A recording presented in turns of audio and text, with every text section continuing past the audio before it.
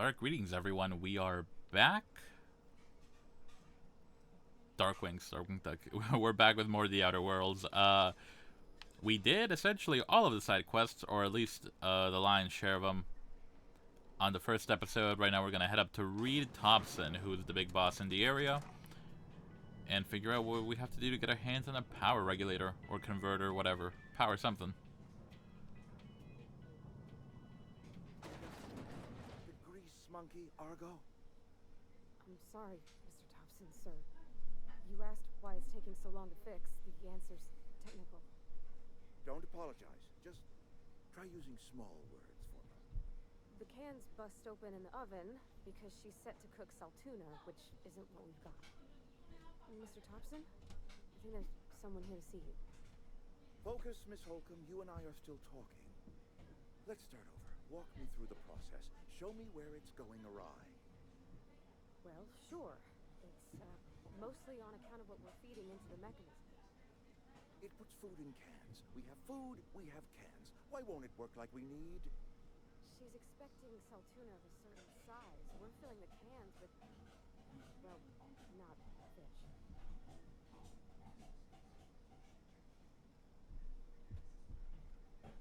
Seems we've got a guest. Really now, Parvati, I do wish you'd spoken up. I do apologize. I was given no forewarning of your arrival, or I might have welcomed you at the gates myself.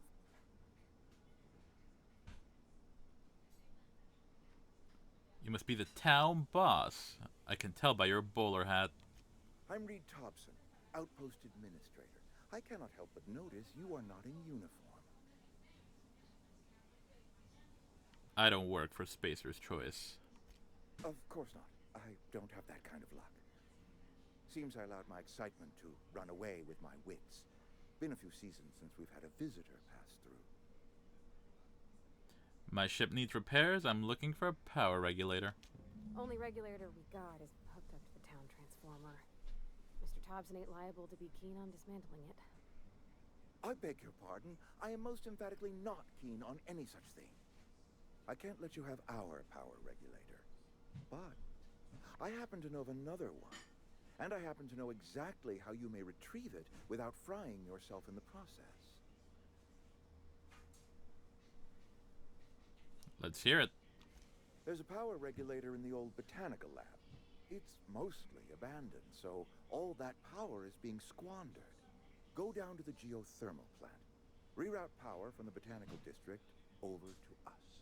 Once their power's shut down, you can have their regulator and be along on your way. When you say mostly abandoned, I was not entirely sure how to tell you this. The botanical labs are not legally inhabited, but there are people who live there. what a surprise. I would have never guessed. I am not trying to pull one over on you, friend. You were bound to run into them sooner or later. The people living in the botanical labs, they're deserters, former workers. I need them back at their posts. I need them to come home.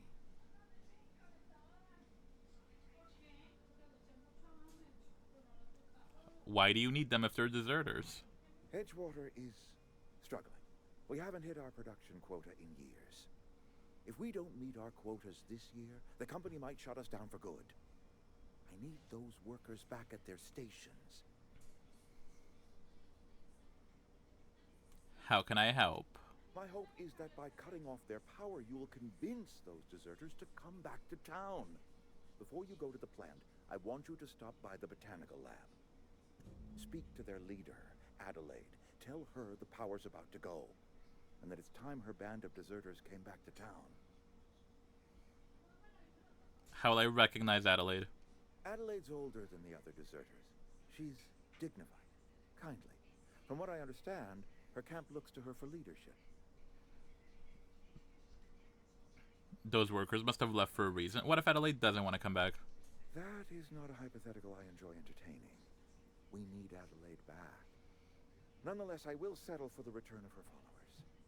We belong to one community, the Spacer's Choice family.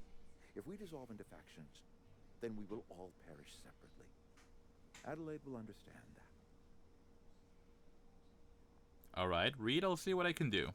My dad told me all about the plant. taught me all he knew. I could come in useful. I mean, if that's all right with you, Mr. Thompson. Sir.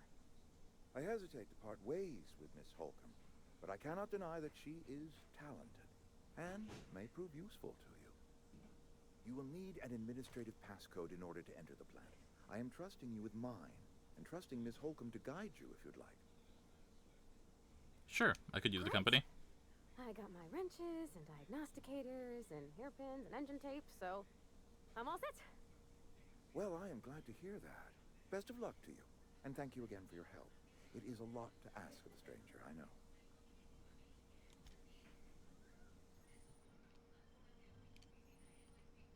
Companion perks.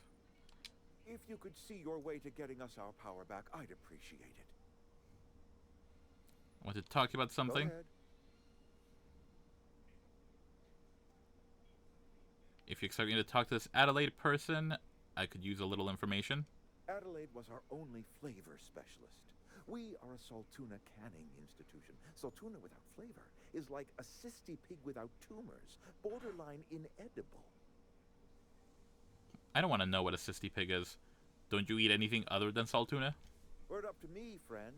I'd stack our larders with Saltuna galore. No other brand of Saltuna adds as much vim or vigor to the body's humors. But, and this is something we must keep between the two of us, Saltuna is hard to come by, what with being a species indigenous to the seas of another world. Hang on, so... what are you canning here exactly?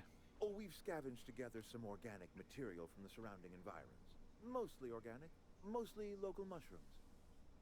Some of which possess a texture akin to a well-boiled slab of Saltuna. The difference is all but impossible to detect to any but the prissiest of palate. Go ahead. Let me ask you something else. What makes you think I can convince the deserters to come back? That you are not one of us may work to your advantage. Adelaide and her folk loathe the people of Edgewater, you see. I admit the fault was mine. I'm about as diplomatic as a bristling canid. I just hope Adelaide and her folk will see their way past my flaws and return to town. Sometimes people move on. It's the way of things. Oh, hello, Kelsey. How are you? Lovely to see you as usual. How's your day going? Scripture tells us we all have our purpose in the world. Our work shows us that purpose. We should not have to move on from it. Yes, we have lost good workers to desertion. We have lost even more to plague. But it is why we must square our shoulders and carry on. You and Adelaide have a personal history. I saw that the interview went well. Thanks so much. Thanks so much. Oh my gosh, congratulations. I'm sorry, I've lost my ability to speak in like the past year and a half. Ooh, you're bug hunting and Animal Crossing? Nice. Losing Adelaide was the hardest. She was our only flavor specialist. When she walked away, I knew we were in trouble. Spacer's Choice Saltuna is renowned across the system for its quality flavors and additives. We used to sell citrus-flavored Saltuna in our heyday. Ever since Adelaide left, we have been reduced to selling unflavored and spearmint. I mean, some people like spearmint. It's okay, words aren't real. They truly are not. But I appreciate your understanding.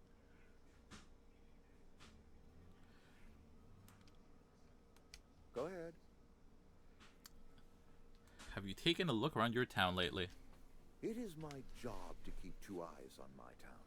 I am the steward of this place, and this is my watch post. How long have you worked here? I'm trying to remember, 25 years, 26. When you get to my age, the years just rush by. You stop counting altogether. I remember looking out this window and seeing the Vale spread out from horizon to horizon. We were a sprawling town. We were booming. Times change, people change, but the Vale will always be here.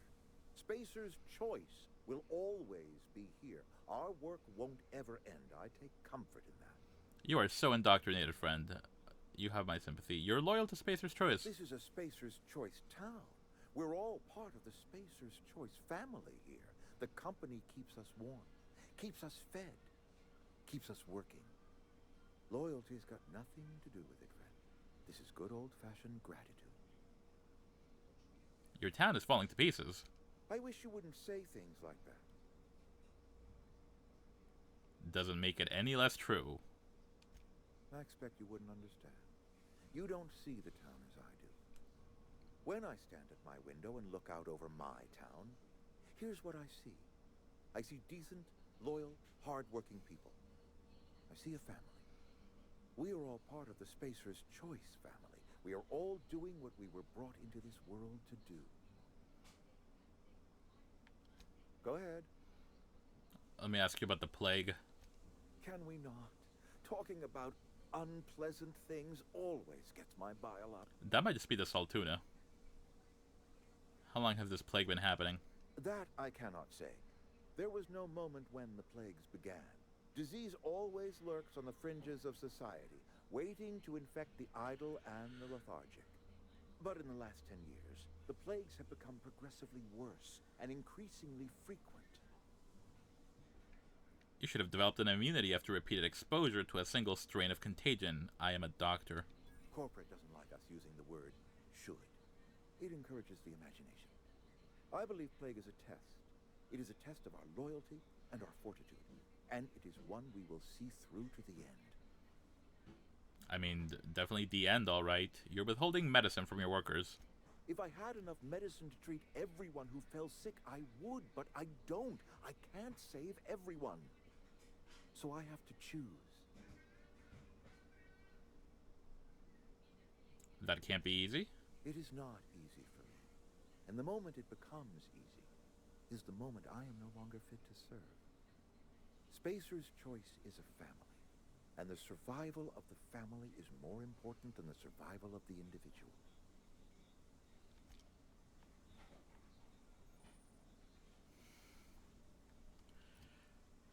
I don't think I level up, but I can edit Parvati stuff. Let's see, what are you packing? You've got an impact hammer, you've got a light pistol. Alright, I'll give you the special hammer. And light pistol. If I give you the bolter pistol, do I also have to give you ammo?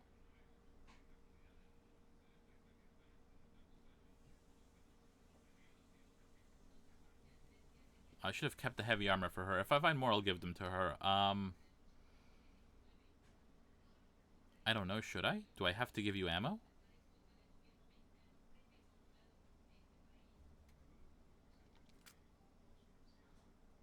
Because I feel like you definitely should have a bolter pistol.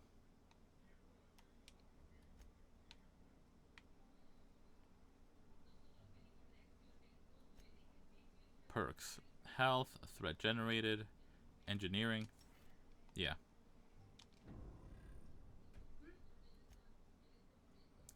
Distance, yeah, mixed. I don't want you getting up in people's faces.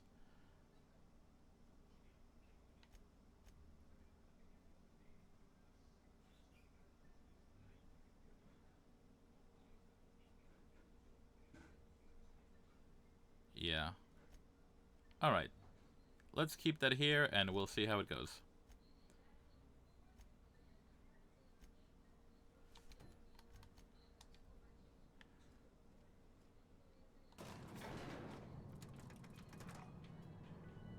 I'll talk to you once we're out of earshot of the big boss.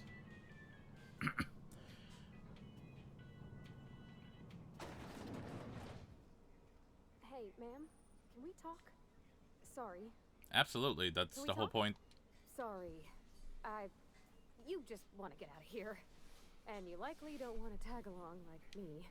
It's just, Mr. Thompson has his own view on matters, on account of it's his job and what all, but that's not the only side of the tale.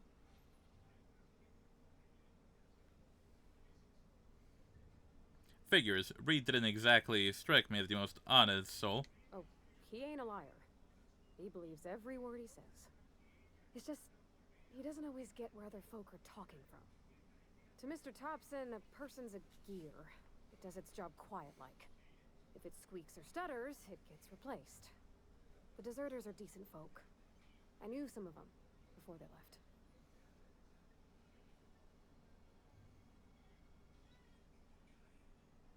I can't blame anybody for wanting to leave. This town's got issues. Life's hard here, especially for them that don't fit in so well. We're one big Spacer's Choice family, but every family's got the one the rest whisper about. Mr. Thompson's aiming to take away their power. They'll have no lights to see, nor heat to cook. They'll be at the mercy of marauders, or worse. I think you should talk to the town's vicar about it. Max, his name is.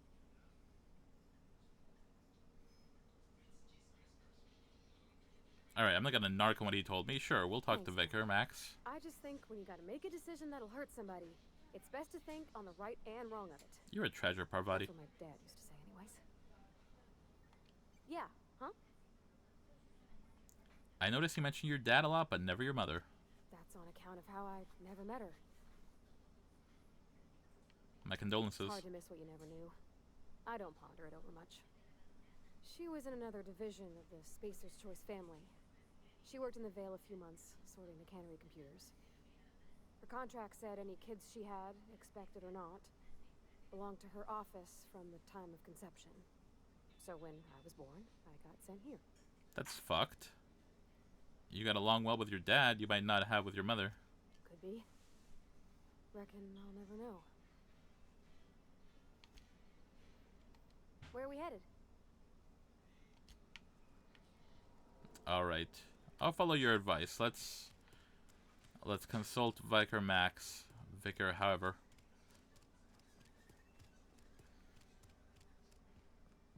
I've always felt weird in here. It's too clean. I'll meet you on the ship when you're ready to depart from Emerald Vale, Captain. Parvati wanted to talk to you about what Reed asked us to do. But what? I thought you would talk to him. You wanted to speak to me, Ms. Holcomb? Every time I've tried to engage you in conversation, you look at the floor, answer in single words, and slink away. I can't imagine what would be so grave as to drive her to my mission. What has Mr. Thompson asked you to do? Cut off the power to Adelaide's deserters. Depriving them of safety from the marauders and wildlife. I can see why that troubles you. Miss Holcomb has a soft heart.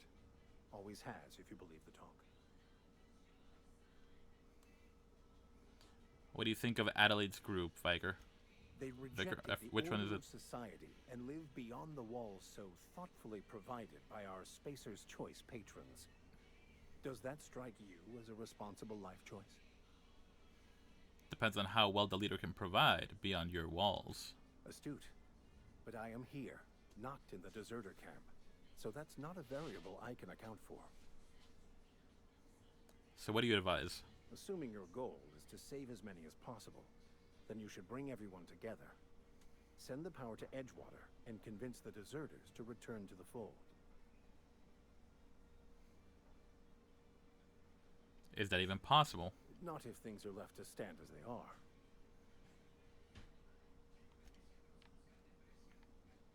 Where are we headed? You mentioned something earlier that I wanted to ask you about. About the mission being too clean? Isn't it supposed to be clean? It's a church. I know, but Vicar says the universe is a machine, that it runs by law. Real machines have gunked up oil, scratches, and worn bits. You can tell they've seen handling, been used by folk. The machine Vicar sees is one ain't never been run. It's not for people to live in. It's something on a museum shelf, under glass.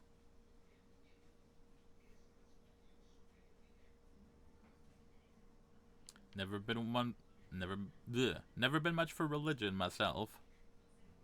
I think there's something higher and greater than us. But I don't feel it when I'm in the mission.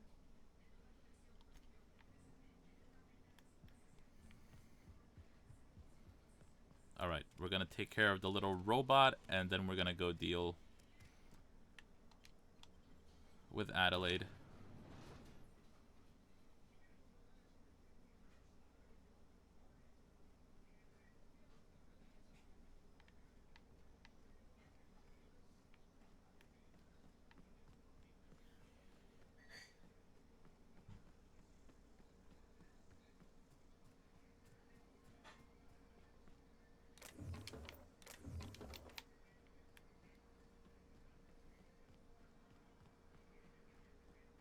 I haven't done this part here at the junkyard.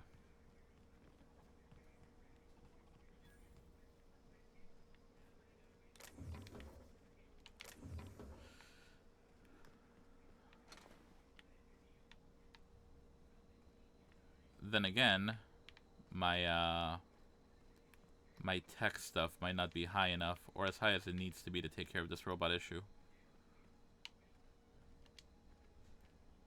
Okay, That's going quiet. That's why I was waiting to get Parvati.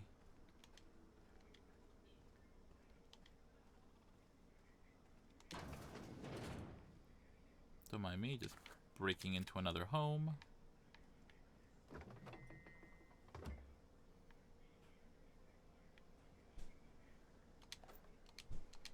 Let me take the TV dinner. I don't think I've picked up one of those yet. I'm not entirely sure what they do. Aw, he ain't no threat. Bet I could fix him up smart.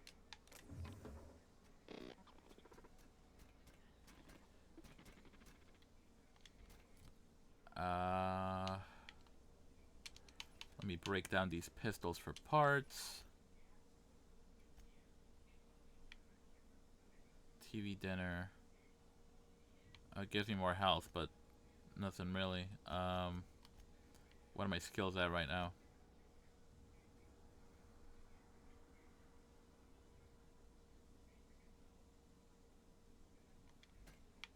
Searching for repair bay. Error. Navigation systems failed. Unable to comply.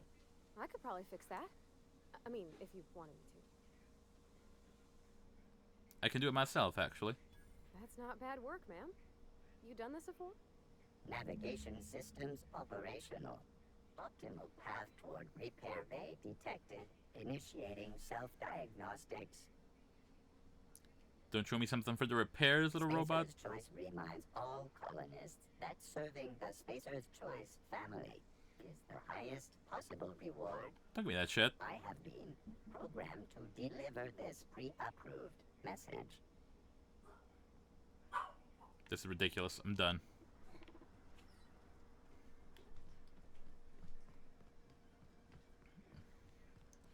Find whatever. Something's red over here. Here we go. Not even a scratch.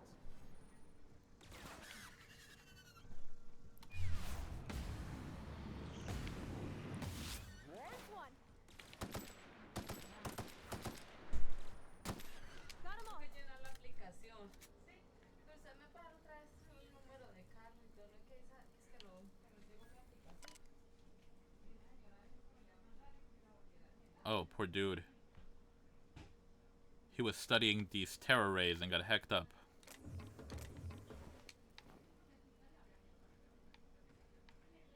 There's a fucking magma river. This is metal.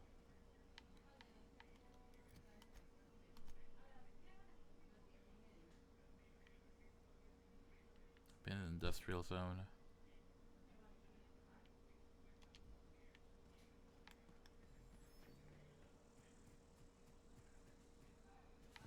I don't know, probably not the smartest thing for me to do, to be running around the fucking lava river, but... I mean, we can always come back down the line at higher levels, depending on what we find.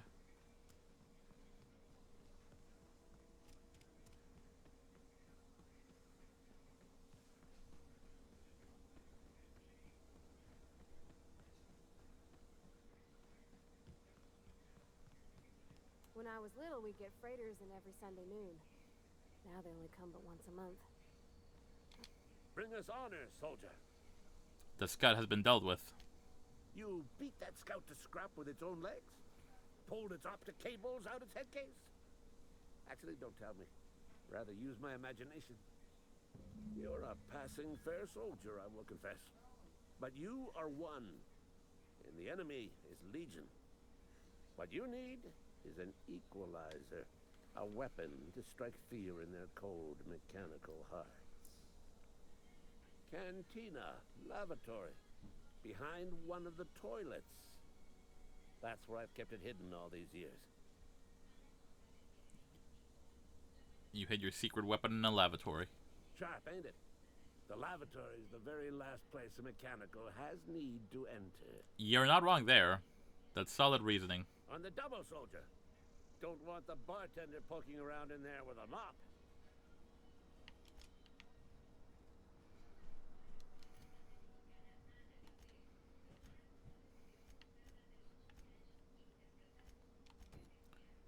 Deliver Reed's message.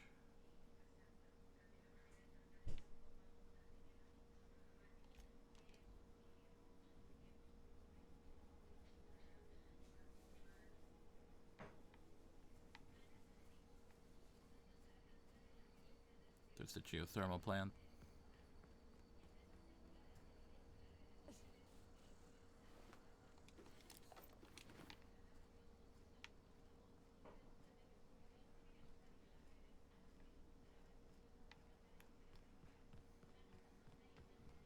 I appreciate that body stuck around for me to loot it.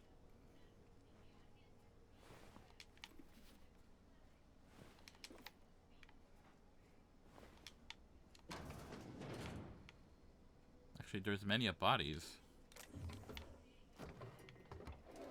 I think I just completely missed this whole section because if I recall, loot and enemies don't respawn.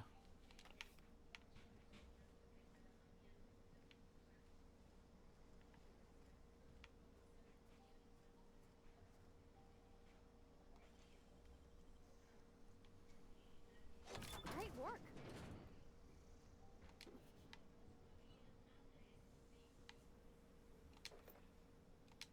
Plasma rifle.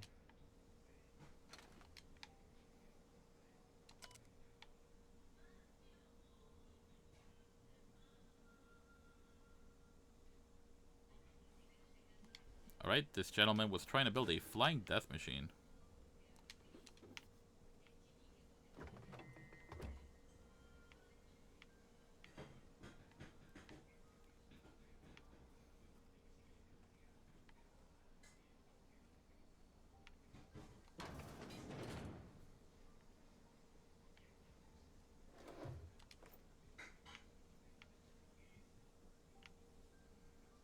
Yeah, it appears I just didn't do a very good job of checking this area.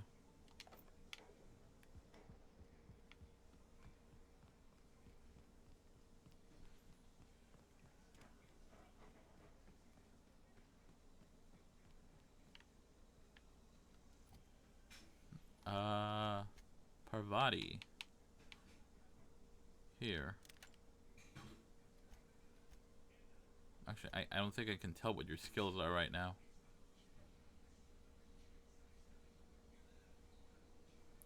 Persuade, lockpick, engineering. Alright, well I gave her the plasma rifle. We'll see how that goes.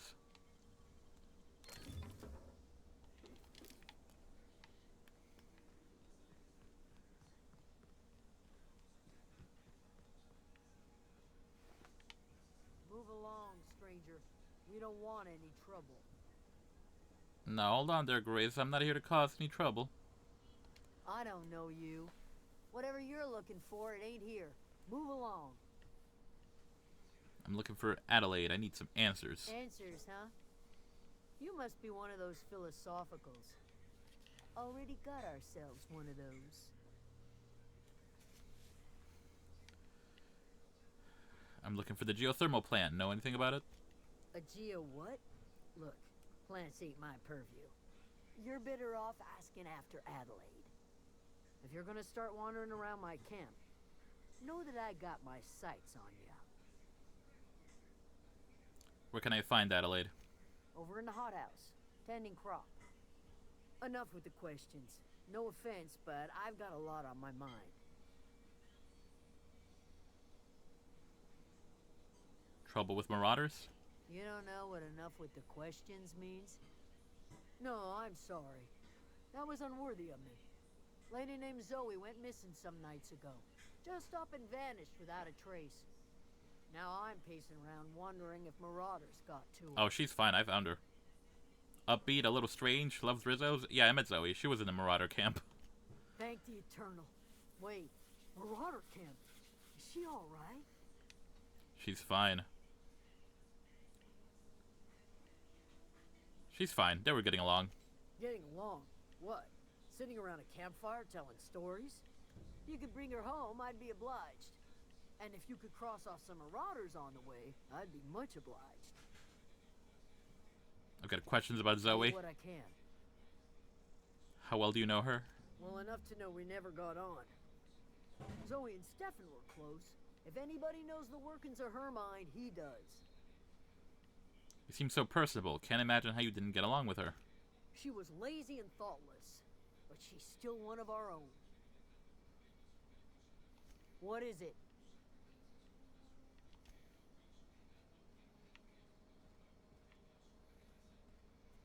Alright, I guess I should try to find this Stefan person so I can go find Zoe.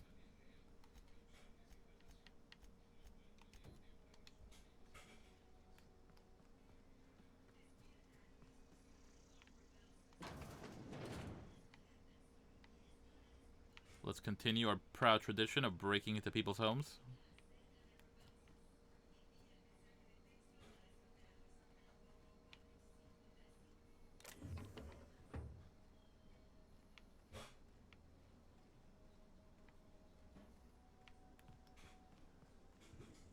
Oh, that's Thomas. He used to follow me around before he left the cannery. Well, that sounds not great. Let's not talk to him then. Alright, Adelaide's in here. Or is she? Is Stefan in here?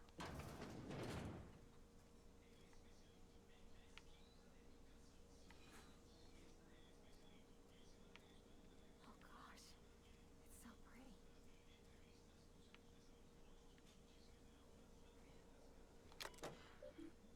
Experimental notes.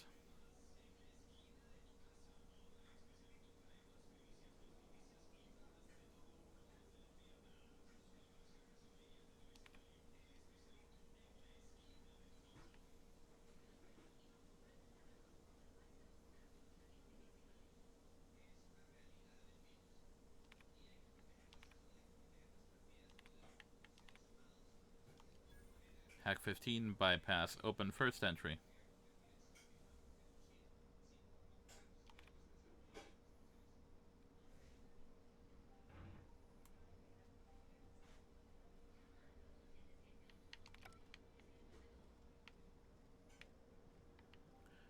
Breaking and entering, I think you mean be gay, do crime. You know it.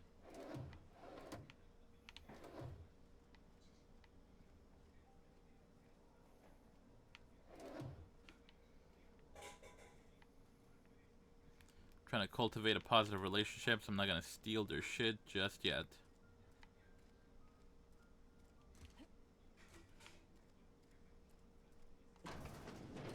I'll be back, Adelaide. I just gotta talk to Stefan.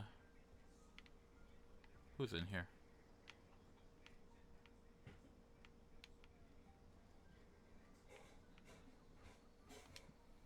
You hungry?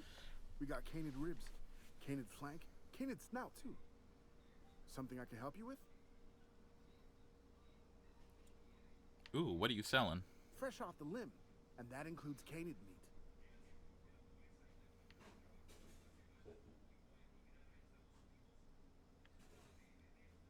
Oh, you have a special gun, the Fiver.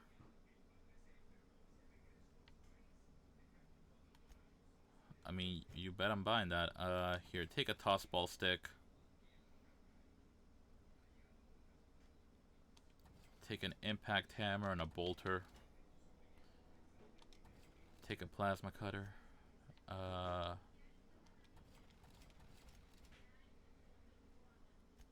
keep my drugs, thank you very much. Here, I can sell you the fun time barrels and all the junk. Oh no, who did I sell my cowboy badge off to? God damn it. Something I can help you with? You mean Zoe? Yeah, we were pretty close. Not like her to go loping off. Tell me a little about Zoe. Zoe was always obsessed with this cereal. Masked Marketeer. A scion of Byzantium turns to banditry and teaches his marauder companions the wisdom of free market economics. I hate that. Shame she up and vanished when she did. I had a surprise lined up for her. You sound like some type of corporate fixer asking all these questions. I mean, I'm neither corporate nor a fixer. If anything, I'm an anti-corporate breaker. Was she acting strange before she disappeared? Can't say I recall Zoe ever acting strange. Well, except for her habit of writing things down on scraps of paper. She called it journaling, but I think it's just plain odd. What happened on the day Zoe disappeared? Zoe and I were gonna watch the serials, as is our custom. She never turned up. I looked around, but she was nowhere to be found. What was that about surprising Zoe? The other day, I got my hands on a genuine copy of the latest Masked Marketeer. I was gonna surprise Zoe with it, but she was gone the next day. A chance you can lend me that copy of the Masked Marketeer? Not much of a chance, no. Mind if I ask why you're interested? Zoe's living with marauders nearby. I need something to tempt her back to camp. Zoe's living with marauders? Yeah, that sounds like the sort of sideways, brat-brained plan Zoe'd come up with. Yeah, it could be you're telling the truth. Or maybe you're trying to wheedle me into relinquishing my only copy of the Masked Marketeer. It's a collector's edition after all.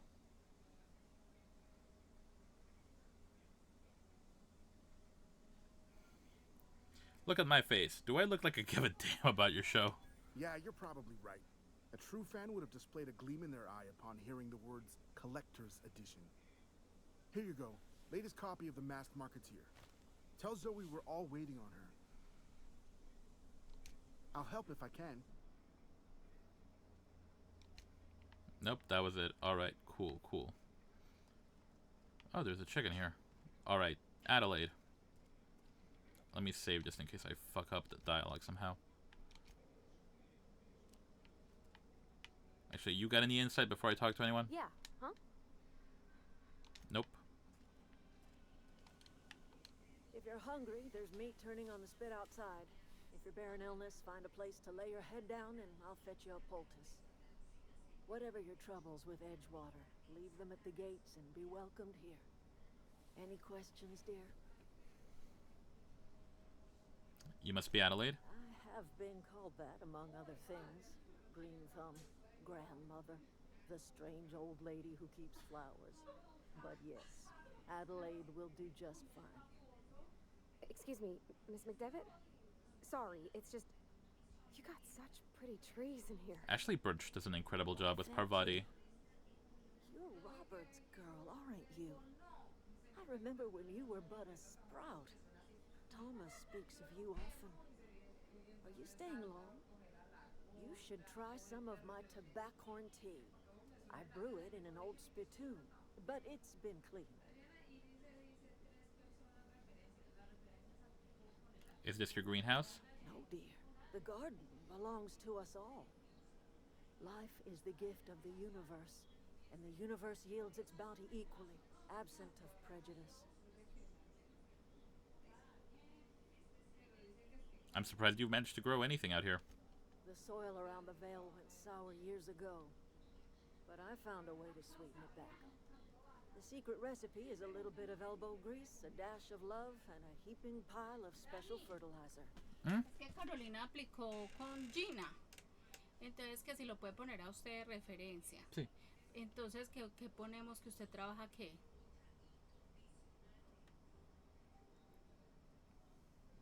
Espera. Anótele en un papel. Sorry. Translation work required per usual. Yeah, I will be right back, folks.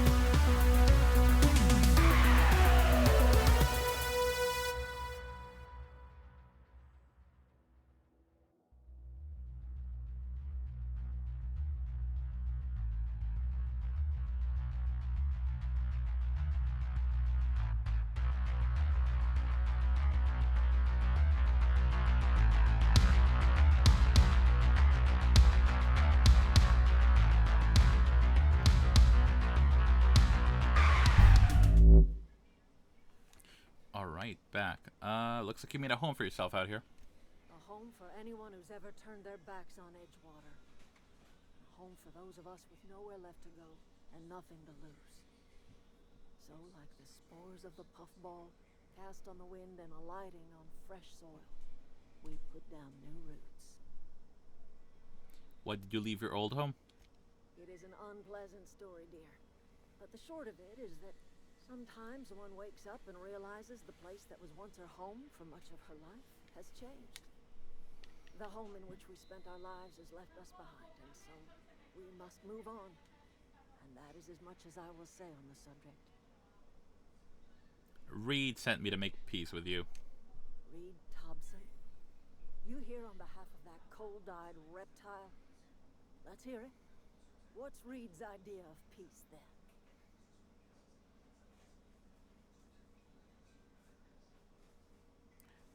Reed asked you to come back to town. He's willing to make amends. I'm lying there. He wasn't willing to make amends. Spare me. Only thing Reed knows how to make is a mess. Like everything else that comes out of Edgewater, that peace offering is canned. I and my own are living just fine out here by ourselves. Reed asked me to divert your power over to him. He mentioned the geothermal plant. He would do such a thing. The question is, why would you agree to his plans?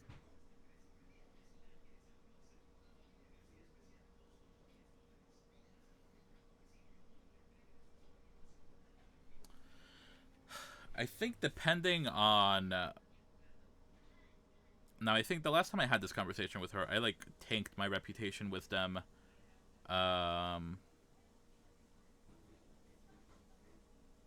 So let me just make sure I'm picking the right dialogue here.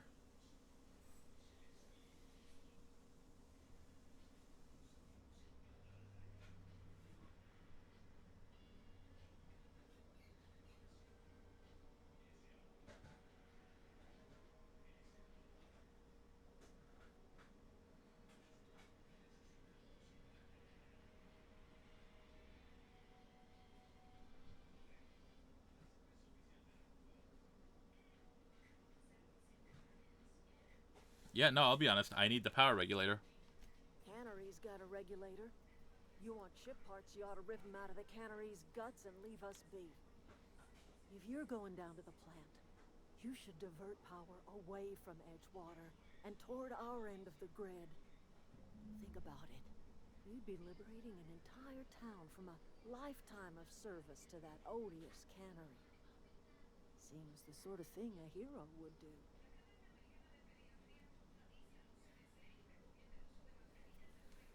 What have you got against the town, aside from the obvious? You've seen that miserable excuse for a town with your own lamps. Hollowed out workers laboring their lives away at the cannery, living off whatever scraps Spacer's choice throws them. You know that's true, don't you, Ms. Holcomb? Your father died of overwork. His heart gave out. He was tired all the time, sure, but he was old, ma'am, and he raised me all by his lonesome. Look what they did to this child. Lost her family to the company, and still she defends them.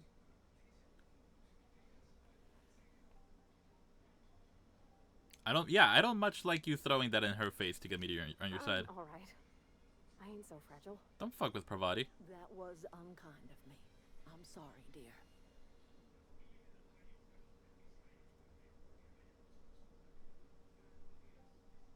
Let's say I help you. What happens to Edgewater? Life in Edgewater grinds to a halt. The cannery shuts down, workers desert in droves, and our own little camp grows and thrives. You think Reed's just trying to spite you? You bring power to Reed's town and you'll be killing us. Reed knows it. He's counting on it.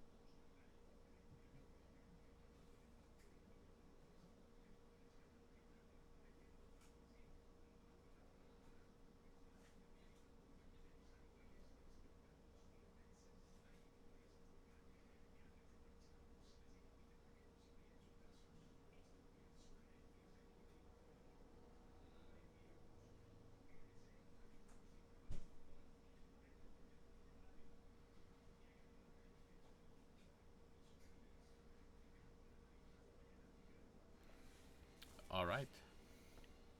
I'll consider it. I trust you will listen to your conscience.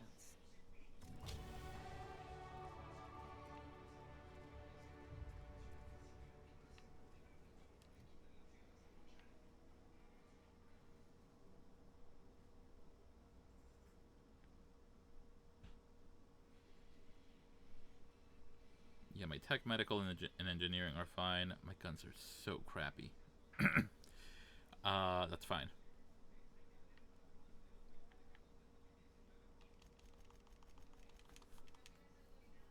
Yeah, we're gonna need to put stuff into this works because of the two, I really just need hacking and lockpick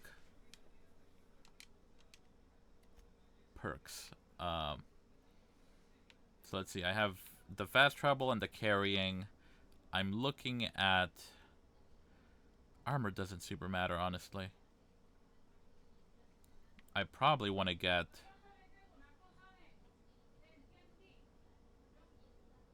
tactical, more time dilation, faster recharge for the time dilation, and probably more companion XP. Yeah, like the armor is, I'm wearing heavy armor. I can always put a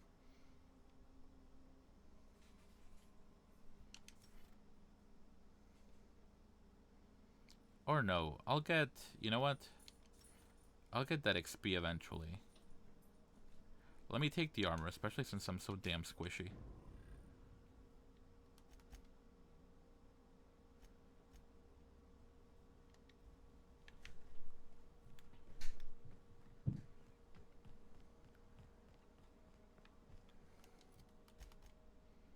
Where's Zoe?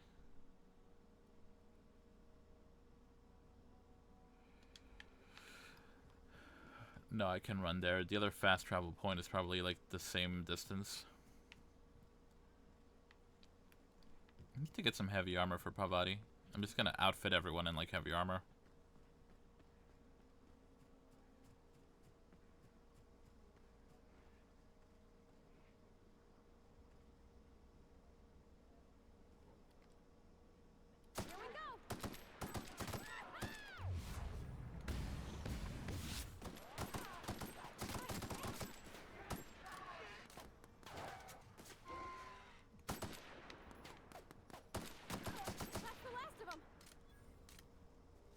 Alright, nice work, Parvati.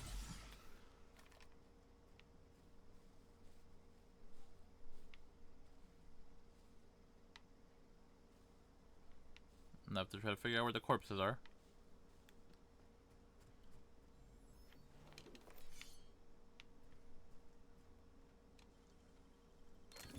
You're fast.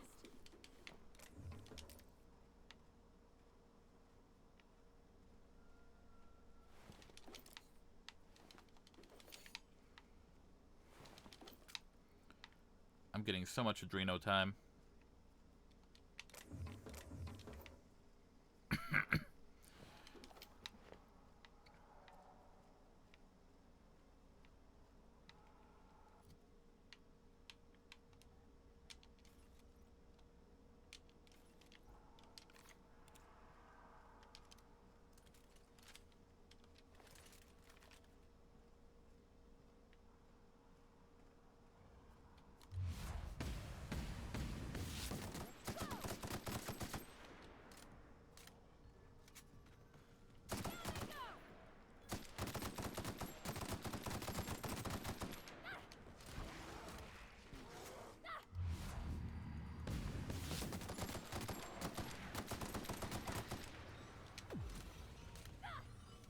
Oh, she just went at them with that hammer.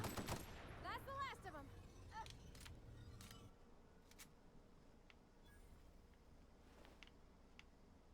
They threw a gross green thing at me. Primal hide. I'm gonna need those later, so I think I'll just hang on to those.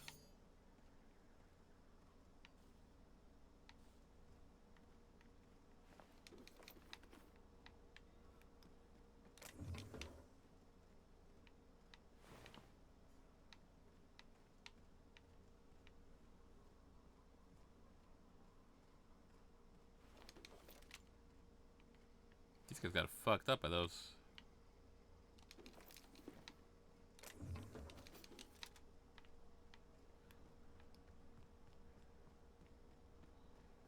I mean, it's nice to know that with the heavy ammo, I can put them down with relative ease. Let me try the plasma.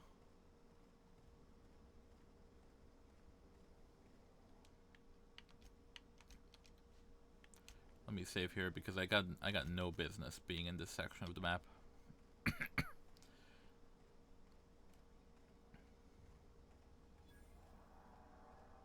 North Gulch.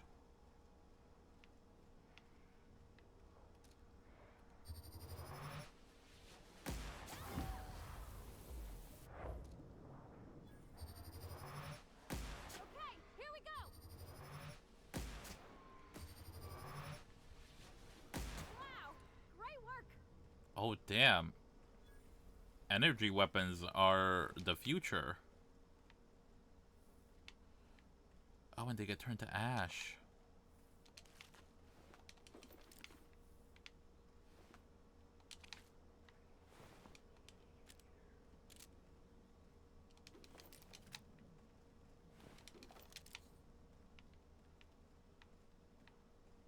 Wow, interesting. Okay.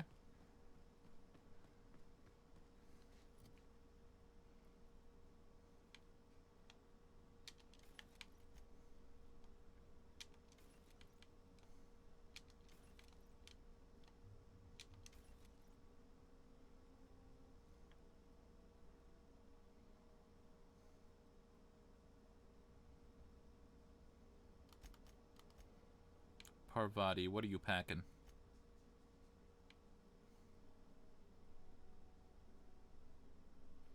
Light, tech skills. Here, let me give you that until we find some like proper heavy armor. I think the offset to stealth skills would be something I would be more concerned about.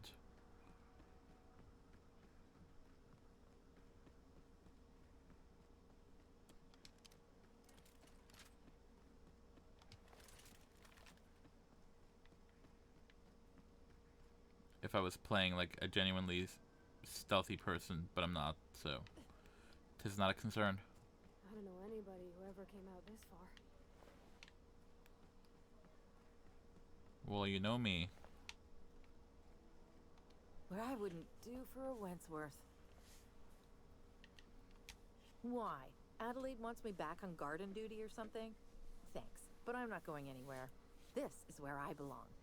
Don't give me lip. Stefan told me about your favorite cereal.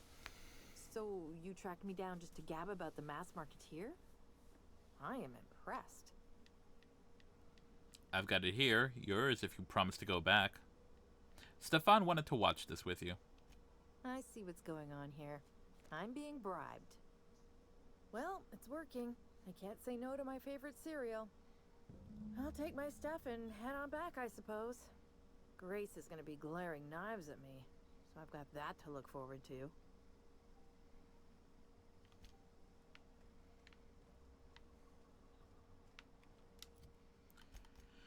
Can I fast travel to the botanical gardens? Botanical lab, rather. Yeah, so yeah, I'm gonna fast travel there and do that.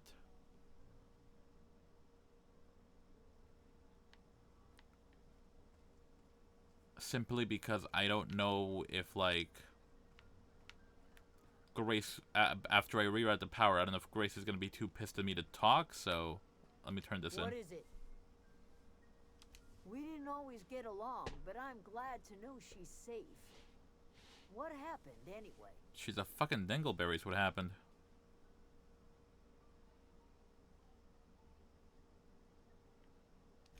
Zoe joined up with a band of marauders. Zoe. The same Zoe who doesn't know a barrel from a trigger. Well, I've heard stranger things. You pretty much did my job for me. Least I could do is pay you for your trouble. Let me know if I can do something for you.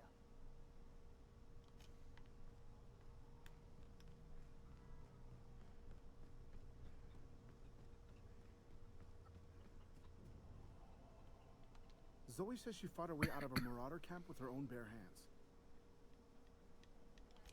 Fresh off the limb, and that includes canid meat.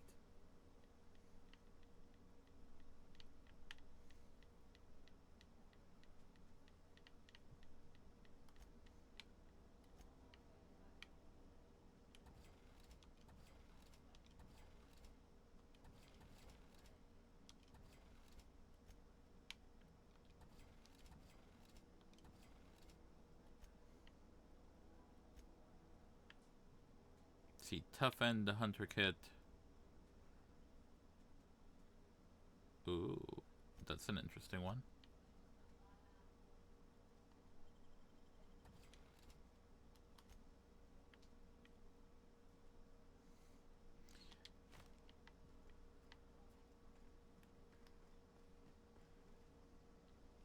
What do you mean I gained a bolter pistol?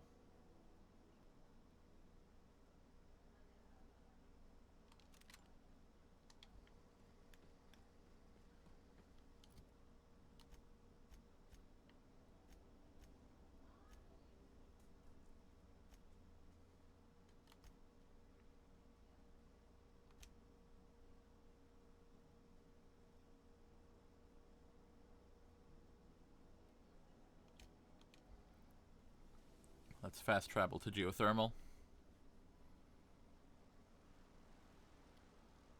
Here we go.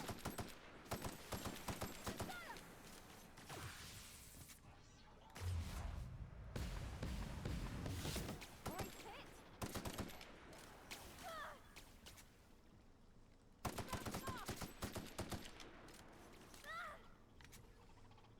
Oh damn, I'm sorry, Pravati.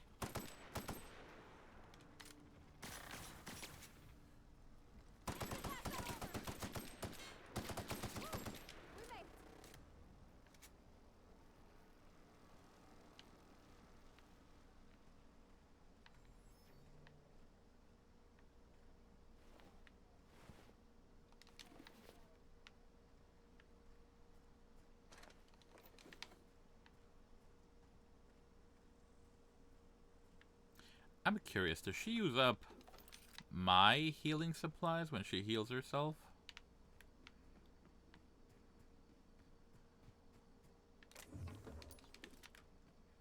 Either that or she's not as, like, horribly min-maxed as I am and has some passive healing.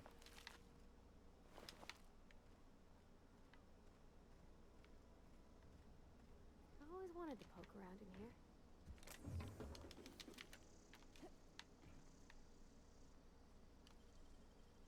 Oh, clever.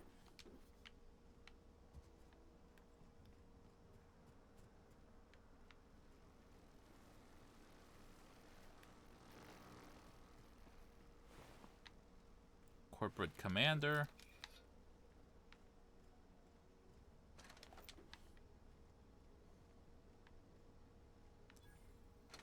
Very glad to see that some people made their way in here and were subsequently wrecked.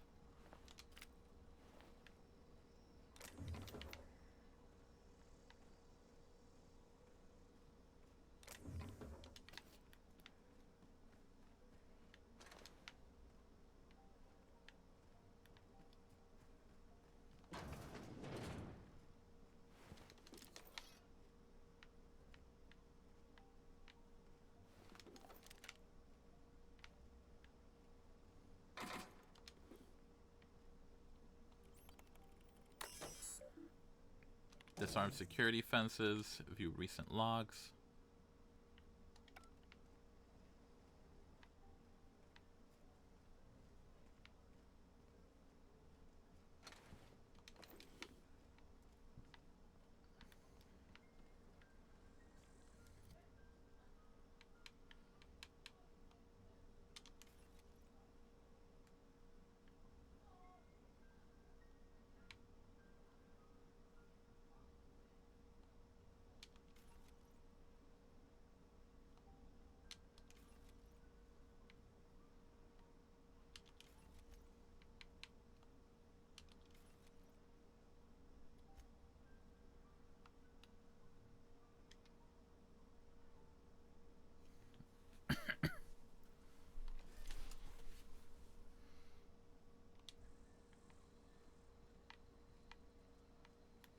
Wait, we still have an enemy on the loose over here.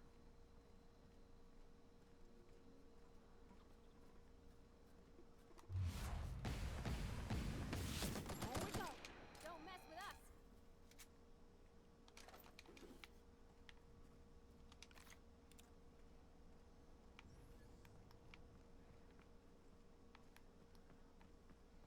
Alright, I'm low on heavy ammo after that whole venture, so we're gonna start blowing shit up with the plasma.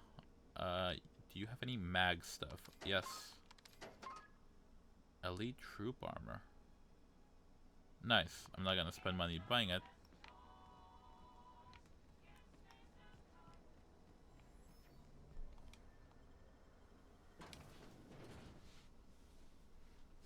Edgewater geothermal plant.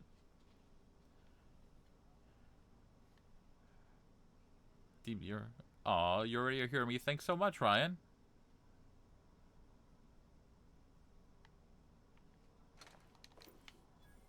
Thank you so much for stopping by. How are you holding up?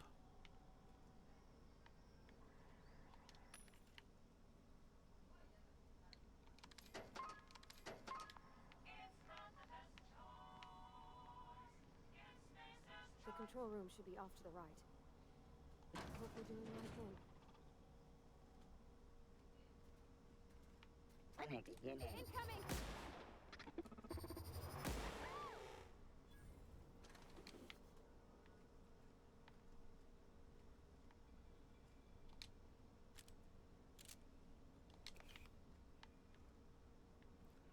Doing alright. About to make some music.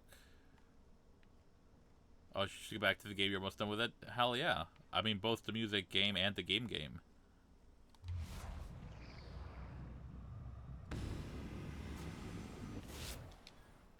I abused the hell out of the little time dilation thing here. That's awesome, though. I'm glad you're having a good day.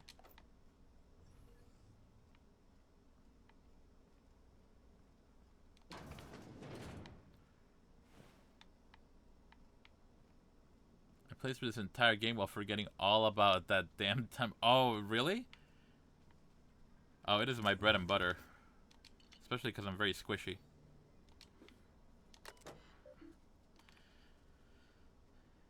Access file 2. Alright, this was just the reception area, not the control room. Nicely done.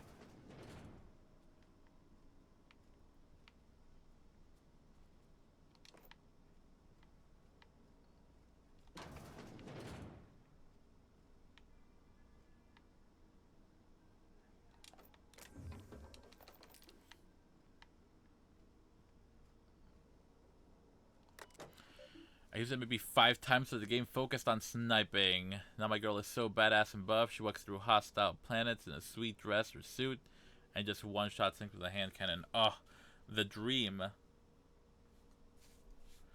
Yeah, right now I'm rocking like heavy armor, a plasma rifle, and a minigun.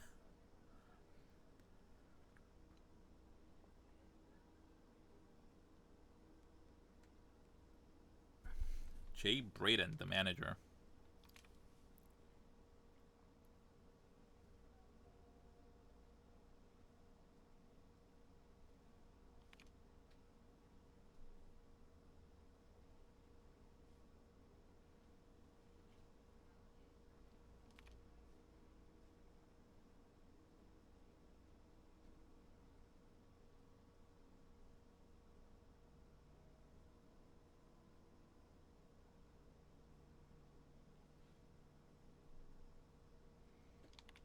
Just asshole bureaucratic shit, maybe.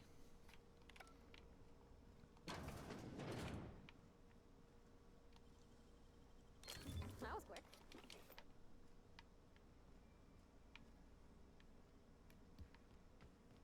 Alright, so none of that was the control room.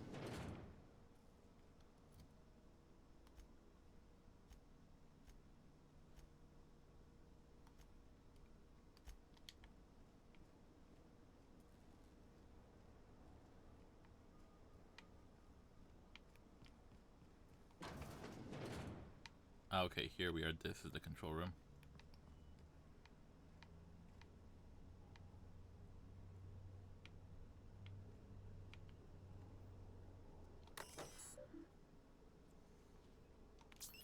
Plan status, redirect power.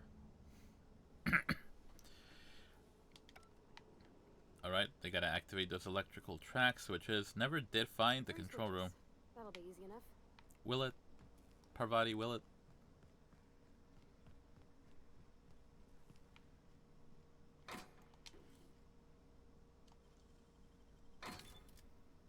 Oh gosh, tremor cleaver.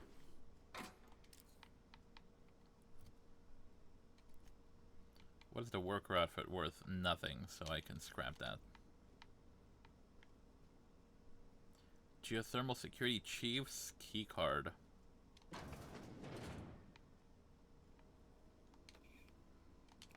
I have so much Dervish Mist, but I never use any of it.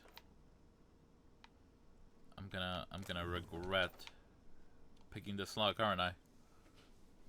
Great work.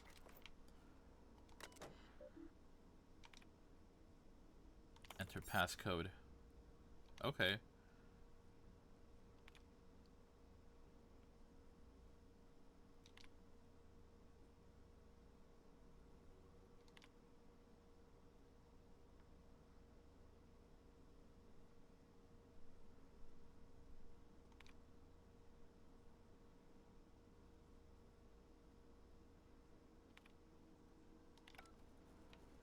Alright, the robots kind of went bananas, sounds like.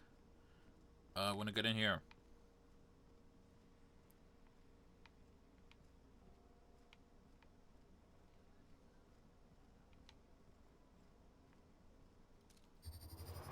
Here we go.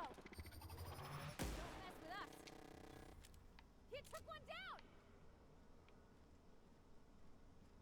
I mean, I guess it's better that I didn't turn them off. This way I get all the XP for wasting them.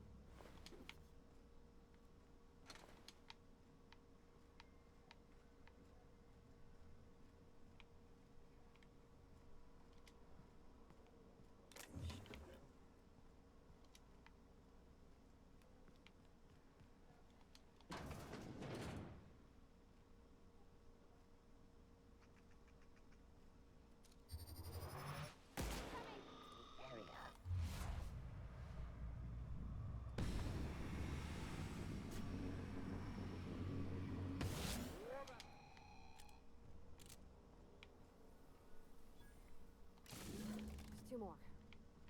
What'll happen to Miss McDevitt's folk if we send power to the Vale? They're gonna have a bad time is what's gonna happen.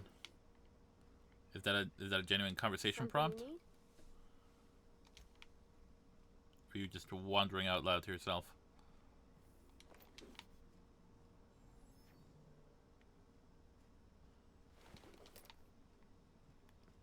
Alright, we'll check the upstairs in a second.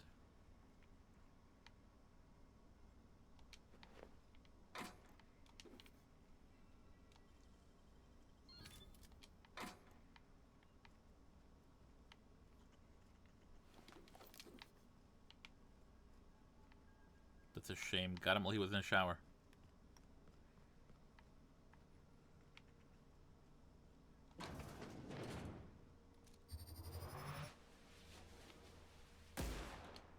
Almost shot our friend there.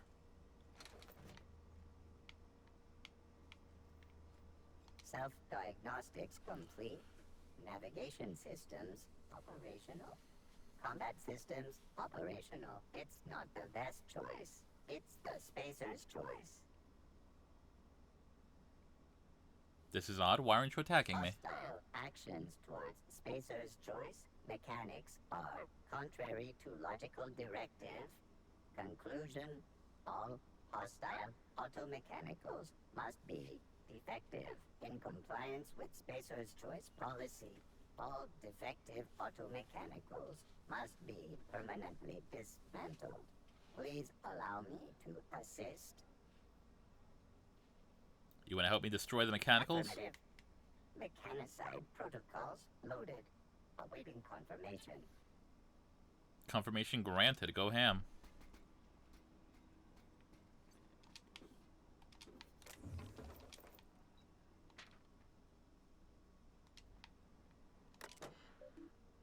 Access repair log.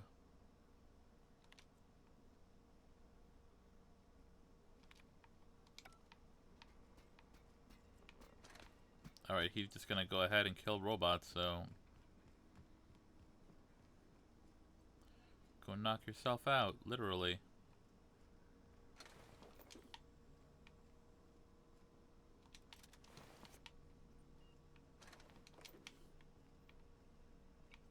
Alright, I now have the security chief's passcode, so that's good, that's solid.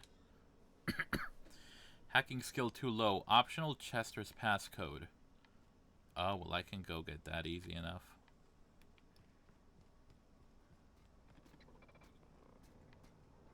You're not real. You're not real. I am pretty real, last I checked. Okay, friend, I'm gonna lurk, but I'll keep up watching. Oh, no problem at all. Thank you for stopping by.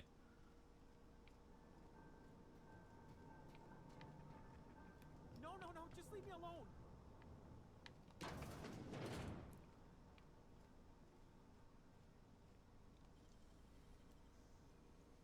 Nicely done.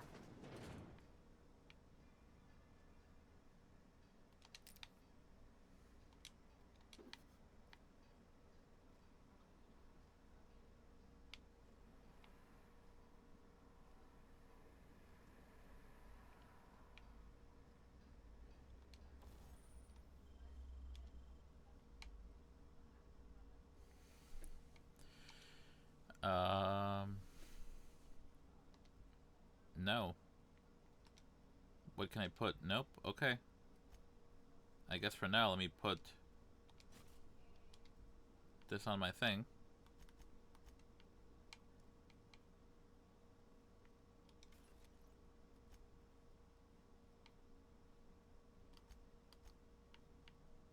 Repair, tinker.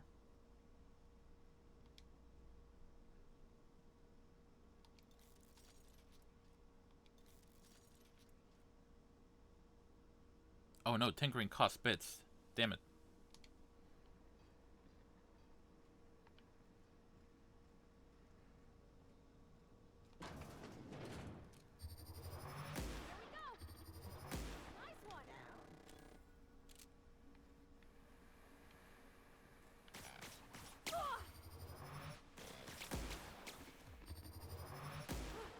That's the last of them.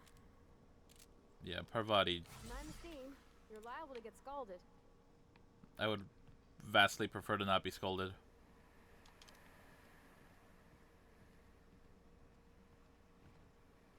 Want to go?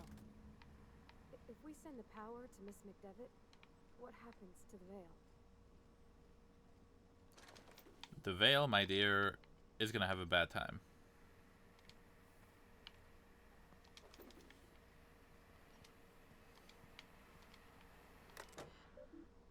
Shut off steam valve.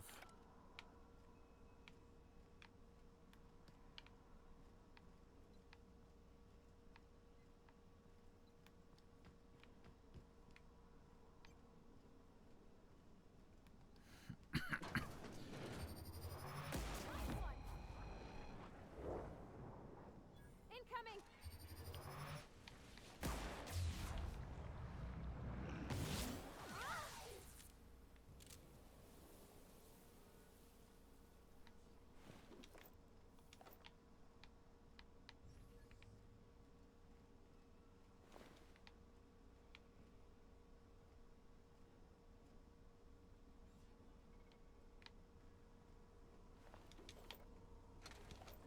Halt. Performing an area sweep now. Incoming!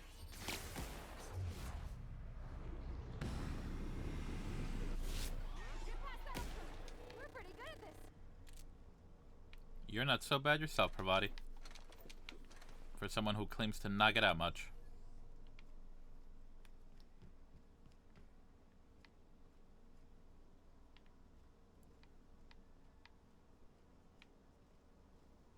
That's the last. I'm not sure what the bite is. Alls I know is the decision's final.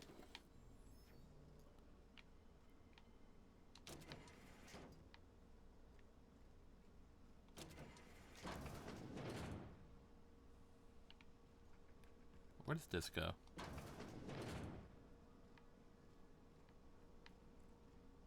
Alright, this takes me back to like the main area.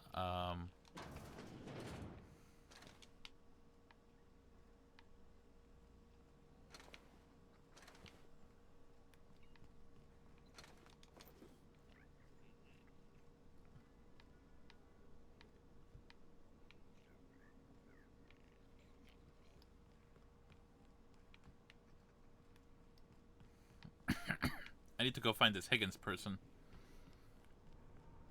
You're not real. You're not real.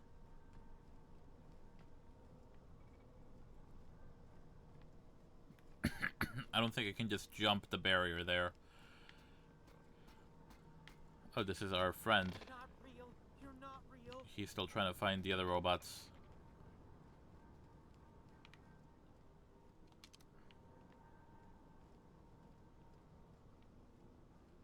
Go away, Phantom. You're a phantom.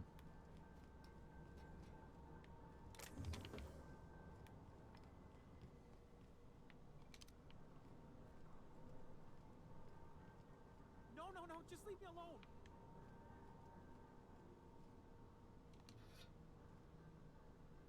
You don't mind if I take your shit, do you? You're not real. You're not real. Get away from me, Phantom. Shoot. Scram. Calm down, I'm not trying to hurt you. You can talk? The Phantom's never talked before. I knew I shouldn't have eaten that sprat raw. See? See, Higgins? This is why you must always boil your sprats before ingesting. You're eating sprats? Of course. Sprats are an excellent source for my daily recommended intake of mercury. Oh, jeepers. Chester D. Higgins. The D stands for definitely not insane. I use it as a reminder. It's a solid reminder. How long have you been down here? Hard to say. By my reckoning, Higgins has been here somewhere between 2 weeks and forever. My recollection's a touch fuzzy these days. I appreciate the switch between third and first person. Uh-huh. And what exactly do you do here? Higgins has been many things over the years. Sprat Wrangler, Saltuna Critic, Aetherwave Personality, Chairman of the Board, Galactic Defender, Sisty Pig Tycoon. I've come a long way for someone who started off as a simple engineer right here in this plant. What happened to this place? Mechanicals lost their bolts. Opened fire on anything that moved. It was pandemonium. But no pandas. And you weren't killed? I was on cleaning duty at the time. My old boss had me scrubbing pipes when the killing started. So, as usual, I missed out. You've been down here this whole time? How have you not starved? Jimmy'd opened the vending machines. That lasted a good couple of months. Eventually, I had to resort to more unconventional means of filling my insides. So you ate sprats. Braised, boiled, charred, skewered. Sprats are good eating, friend. Chock full of brain food. You said you were an engineer. What did you work on? I specialized in automechanicals, drones, sentries. Repaired them, maintained, upgraded. Did it all from my old workroom just over in the next section.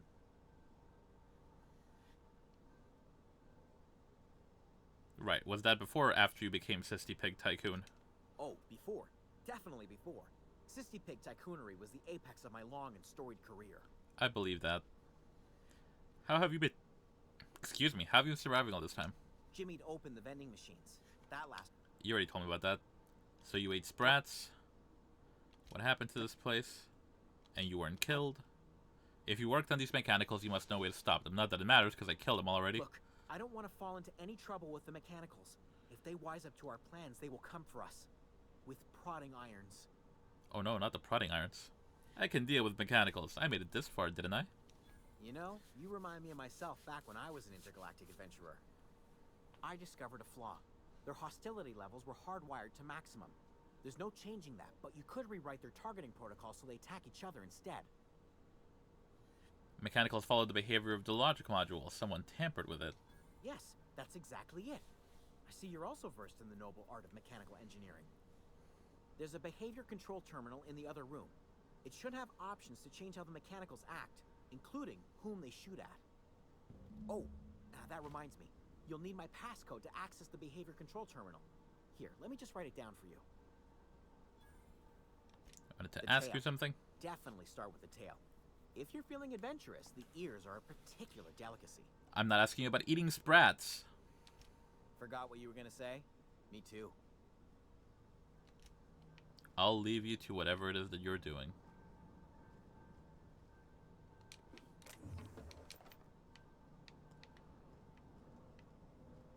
Is there no door down here? Nope, we're climbing up the hard way.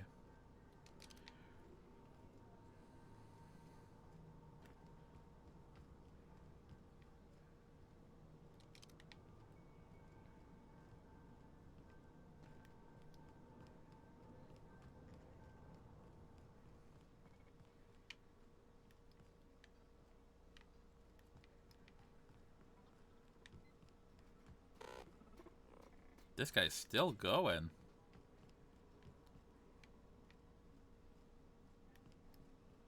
I'm proud of him, even if he's not gonna run into anyone.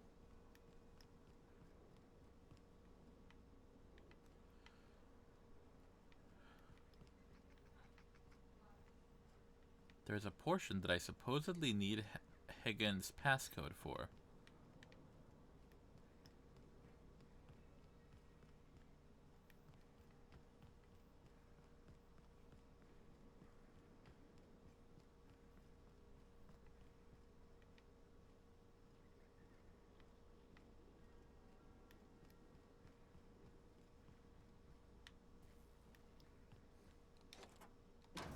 Alright, I have the key for this. Cool.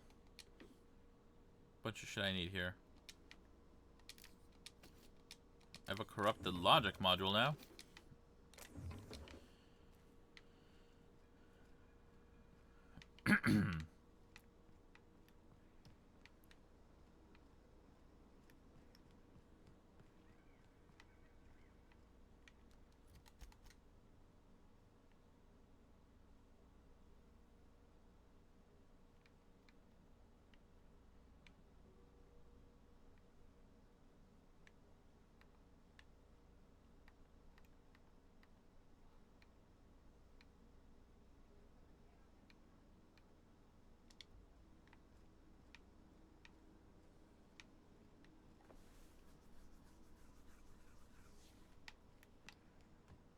I think I got myself lost.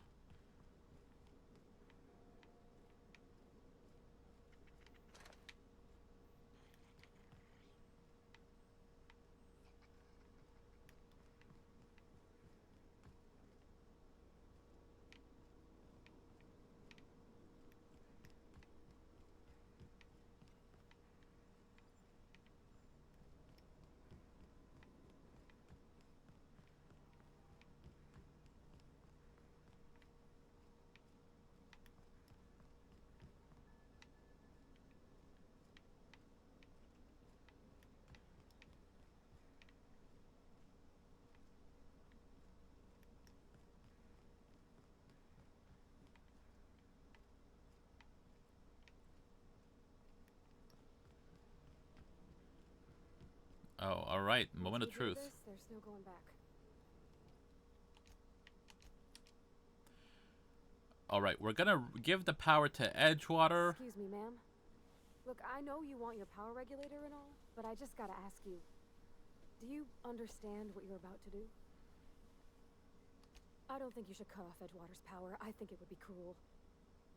I'm sorry. That just sort of came out all at once. Edgewater's hurting. We've been losing workers year after year, and corporate hardly ever sends replacements. There's barely enough Saltuna to fill our bellies anymore. But the town's got some good people in it. Decent, hard-working folk just living their lives the only way they know how. They don't deserve to be punished.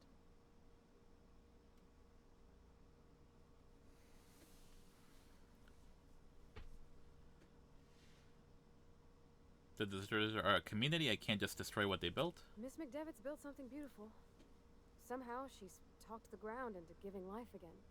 It's plain to see she's made the Vale a better place. Fed the hungry, tended the sick. Gave a home to those that had none. But Miss McDevitt delights in Edgewater's suffering. She wants to hurt the town. Do you really want to be party to that kind of hatred? Reed tells me Edgewater's gonna die without workers in power. Well, that sure sounds like Mr. Thompson. If he was standing here, I imagine he'd remind us of how we're all one big, happy Spacer's Choice family. In Mr. Thompson's eyes, those deserters are still part of the Spacer's Choice family. The family must work together in order to survive. I hate to say it, but I think Mr. Thompson's got a point. Unless those deserters come back, Edgewater's as good as dead. Cutting off their power might be the only way. I see your point. I think I'm ready to make a choice. I didn't mean to babble on like that. I felt like I had to say something. I'm glad you did. I like hearing from you. Really? I mean, wow. Thanks. Listen, we love Parvati. She's a good bean. No one's ever told me those words in that order. So I'm giving the power to Edgewater, but then we're gonna help with a little change in management. The rationale being that Edgewater currently has the infrastructure to support everyone, including the returning deserters, where the deserter community currently wouldn't be able to handle the influx of people from Edgewater, and some would not leave Edgewater outright, and the town would just go to ruin. So, redirect power. Redirect power to Edgewater.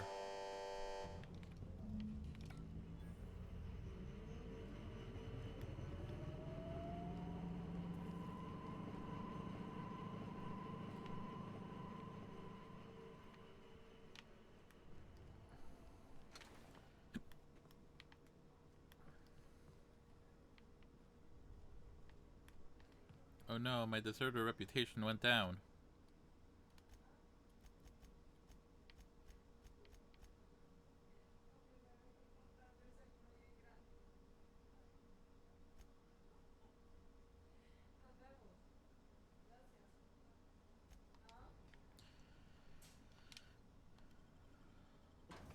And now we gotta convince them to come back.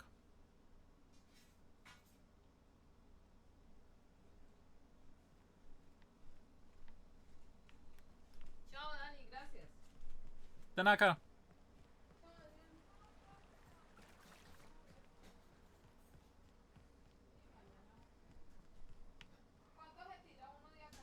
I'm hearing noises.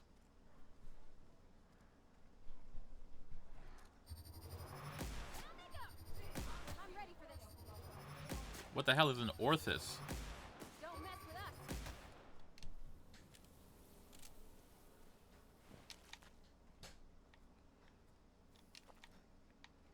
We also just killed some puppies, I think.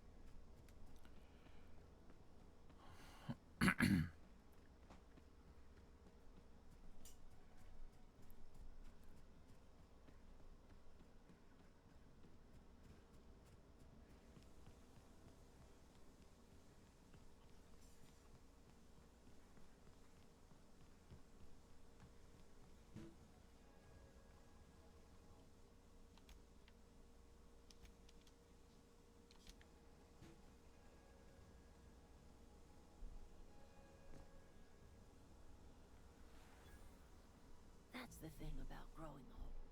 Your eyes start to fail. Elsewise, I would have seen you for the snake that you are, chopped you into pieces and roasted you on a spit. This is all you're doing. Cutting off my power, killing off my garden. Without refrigeration, my food will spoil, and my flock will starve. I want to ask you this in private, away from the eyes of my flock, so they do not see me lose my temper. Tell me, why did you do it? Reed needs his people back. This isn't personal, Adelaide. I need your power regulator. I don't know which one's worse.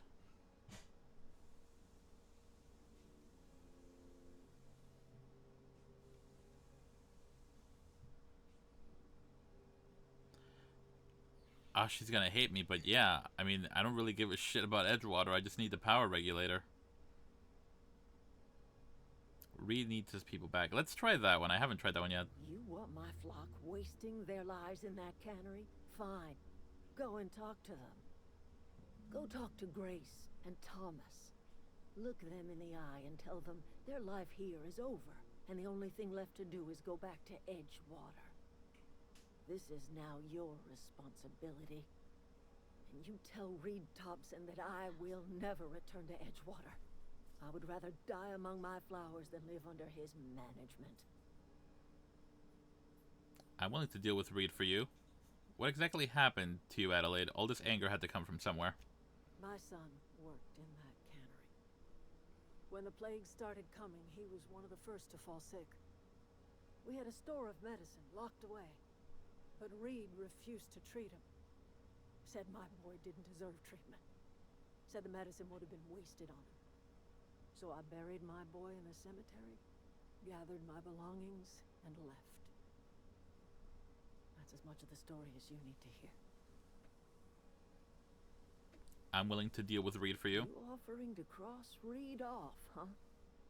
This some sort of twisted reparation for what you've done? Or you just looking for a chance to sow some chaos? Alright, don't read me like a Reed book. if you must, or talk him into leaving if you can. He and I are not sharing the same four walls together. Reed isn't going to just leave his post. I'll need some help convincing him. Tell Reed that I can make his people healthy again. I can end their plague. Start a new garden right in the cannery. 3 square meals for every man and woman in Edgewater.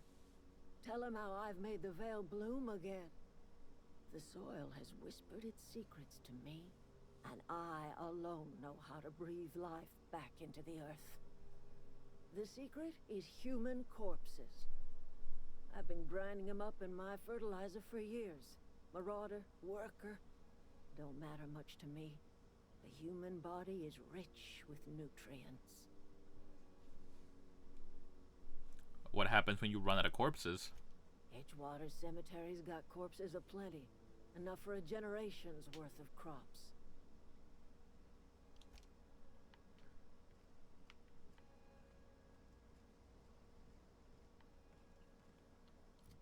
Alright, let's fast travel over there and deal with Reed Thompson.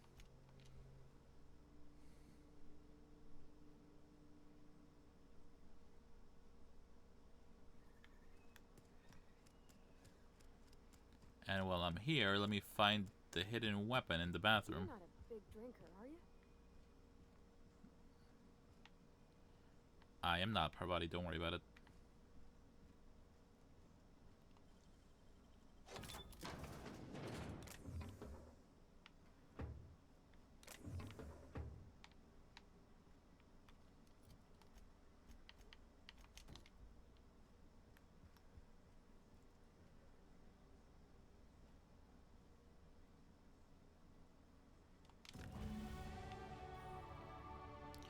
Find Ludwig's secret weapon.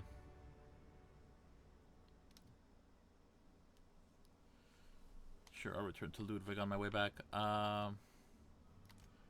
Leveling up.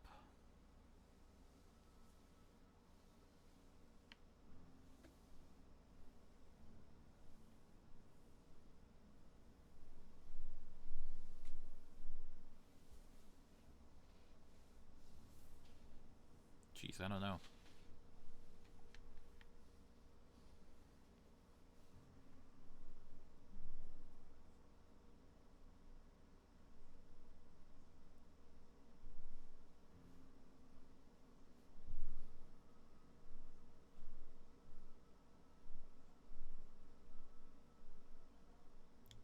Hack and lockpick.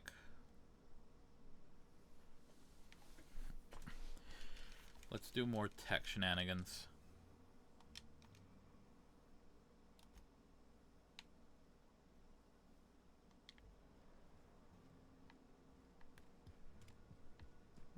All right. Wonder if the plague's ever gonna pass. Let's go up and talk to Reed Thompson.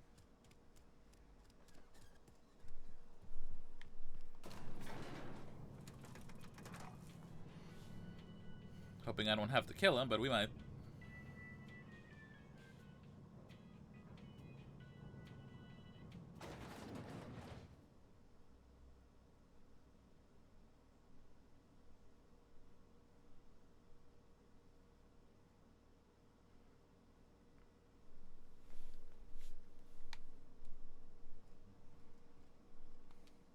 This is a fine day, friend. Power flows through our town like a cool stream of water. I trust Adelaide's people have seen their way to reason. So, when can I expect them back at their posts? You need to get the fuck out of here. I spoke to Adelaide. She won't come back so long as you're here. Then we are at an impasse. Stewardship over this town has been entrusted to me by Spacer's Choice. I doubt they know you exist. I have made my share of mistakes, but I have done my best for this town.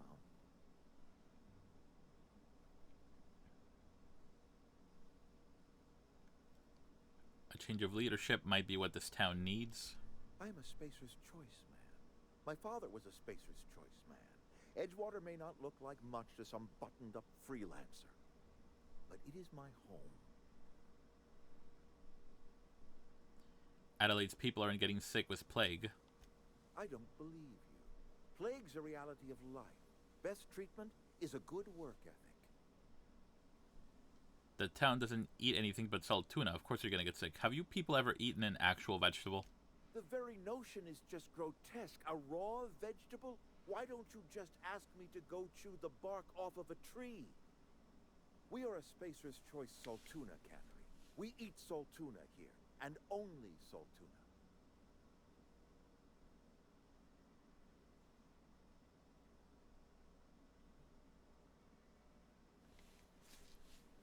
I'm pretty sure it's your food that's making you sick. You need Adelaide's garden.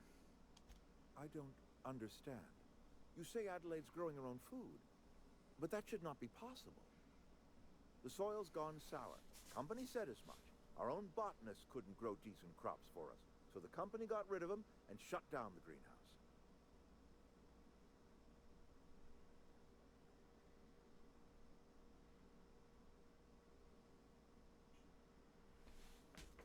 Adelaide's found a way to grow food. She'll come back if you step down. You'll excuse me for being skeptical. How exactly is Adelaide growing crops in barren soil? Look, Reed, all I know is that it involves some really complicated math, and it works. If Adelaide's found a way to feed her people and cure the plague, then she deserves this office more than I do. I won't stand in her way. My life here is ended. Give me a little time to settle my affairs. I'm sure Adelaide will be glad to see the back of me. What are your plans? A couple months ago, I might have put in for a transfer. It's a big colony. Spacer's Choice has other towns. Now, I couldn't show my face in any of them. Why not? No such thing as an honorable resignation. Suppose I could find a place outside the walls, or put in for early retirement. You won't last a day outside the walls, you know? I don't know. I could see myself lasting a week. This can't be easy for you. I have always tried to do right by my town. It has never been easy. Take care. I mean, I guess I could murder you.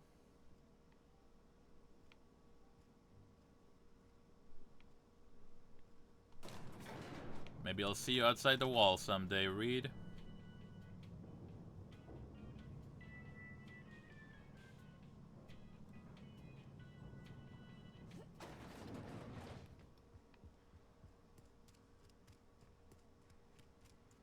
Alright, let's go talk to Ludwig.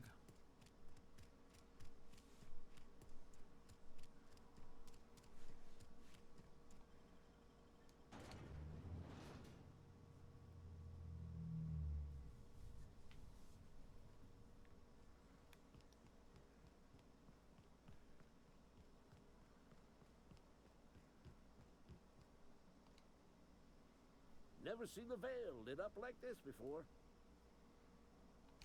Feast your eyes, soldier.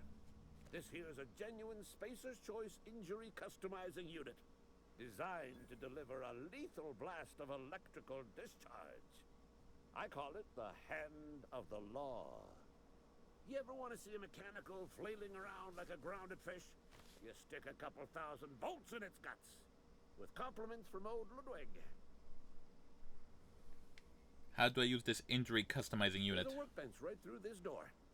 Attach that unit to your favorite weapon and go forth into glorious battle. Time's come for you to journey down into the black heart of the enemy's camp. I'm talking about the old geothermal plant. Unfortunately, the old plant lies outside my board-given jurisdiction. You'll need to get a passcode from the boss, Reed Thompson. Don't worry about that. I already got a passcode from Reed. I've been after a passcode for years. Boss said no on account of my gross incompetence with all matters related to security.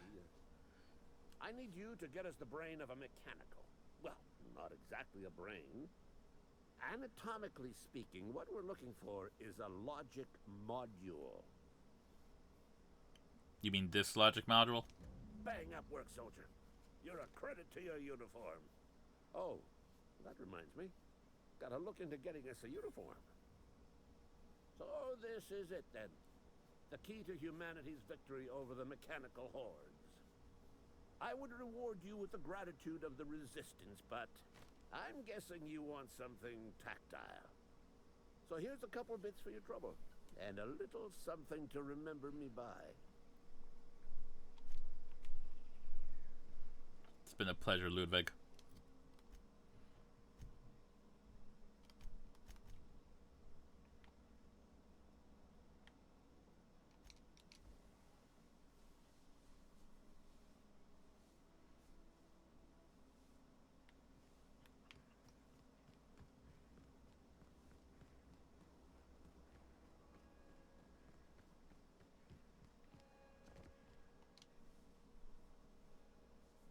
Look at that. The snake's come back. You need to cool it with that. I talked Reed into leaving. Come back to Edgewater. I never thought I'd see the day that Reed Thompson abandoned his post. Suppose we all have a breaking point. Suppose it's time our flock made our way back to Edgewater. We must tend to what remains of the town and carry on with our lives as best we may. You're vexing to me, you know? Injuring us with one hand, helping us with the other. Here, I'm giving you something to leave us be. It's a ransom, you understand, not a reward. Edgewater's better off with you running the place. You're telling me you did all this just to put me in charge of Edgewater? Stranger, you are some kind of twisted. I might turn that old cannery into a garden. Got ourselves a whole cemetery bursting with bodies. I need some time to gather my personals. Long walk back to Edgewater. Got a considerable burden to carry.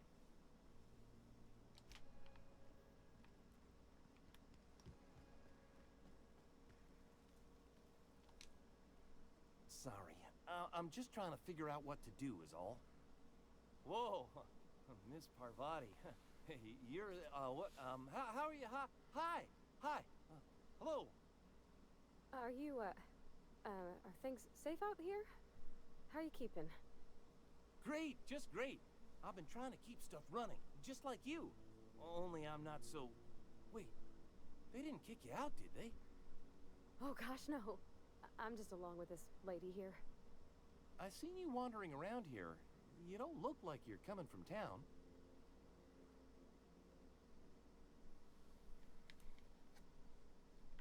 I'll take that as a compliment. Fuck this place. Nah, I'll be nice to him. Sorry, I just wasn't sure if you were from town or if you were one of us. Something's been chewing at me, you see.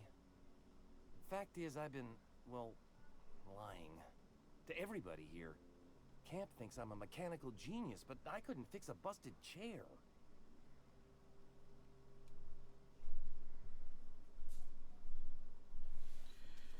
Never too late to start learning. I could give you a couple pointers. I'll take all the help I can get. I set my mind to learning the craft of the engineer, you see. I want to make something of myself. You ever heard of the Young Spacer's Guide to Mechanical Engineering? Comes in a set of 3. If I had my hands on one of those data pads, I could teach myself the ins and outs. Those are good. My dad kept a copy with him. Chama Héctor, que la haya bien.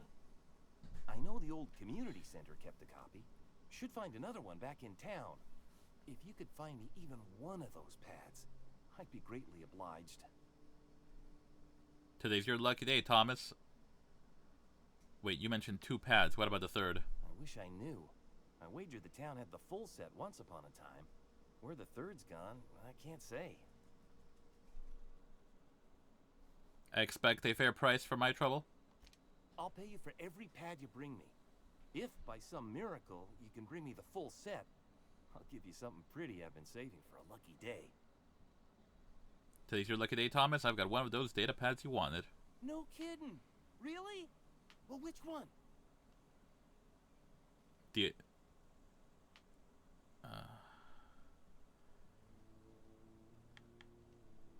I guess I have to hand them in parts. I can't just say I have the full set. Okay, part 1. Look at that. Building a computing machine out of Spectrum potatoes, a primer. I'm just glad it survived all these years. I appreciate you going through all that trouble. One data pad's enough to guide me down my newfound path.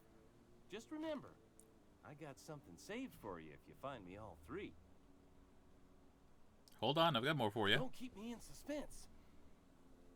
Part 2, in the cannery. Ain't that just ironical? If I'd worked a little longer back at the cannery, I might have found this myself. 2 whole data pads? Be still my beating heart. Oh, almost forgot your payment. Hold on, I've got more. Don't keep me in suspense. But wait, there is more. The elusive third part. The geothermal plant? Now that is just incredible. You really went exploring down there? Adelaide always told us it was swarming with hostile mechanicals. That's a complete set. All 3 parts. I'm gonna be the greatest engineer Halcyon's ever seen. Aside from you, Ms. Parvati, I swear, I'll do you proud. I'm glad we could help, Thomas. I've been saving something for you. Just a little contraption I found. Should fit right into your outfit. Adelaide tells me she's moving back to Edgewater. Adelaide said that? Was she sober at the time? I never imagined she'd step foot in Edgewater long as Reed ran the town. Something must have changed in Edgewater. Adelaide's good as family. If she's going back, so are we. Wanted to ask you something else. How long have you lived here? Couple months. This camp's my home. People you see milling about, they're my family. At least I think of them that way. I owe them my life. Would have died in the wilderness if they hadn't chanced upon me, starving and delirious. What were you doing out in the wilderness? We all left the cannery for one reason or another. Me? I was let go, mostly on account of my incompetence. I mean, I was incompetent. I couldn't even survive on my own. Grace found me, Adelaide took me in, I've been on my feet ever since. You weren't incompetent. You just didn't fit the cannery. Not like here. This place had a U-shaped hole, and now it doesn't. You could stay, you know. Here. I'd be happy to... we could really use... this isn't coming out right. If you want, Adelaide would make a place for you.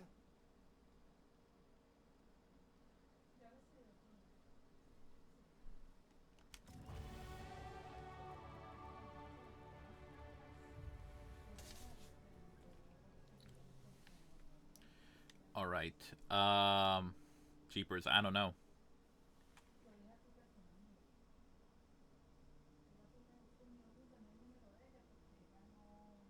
I guess just go absolutely ham.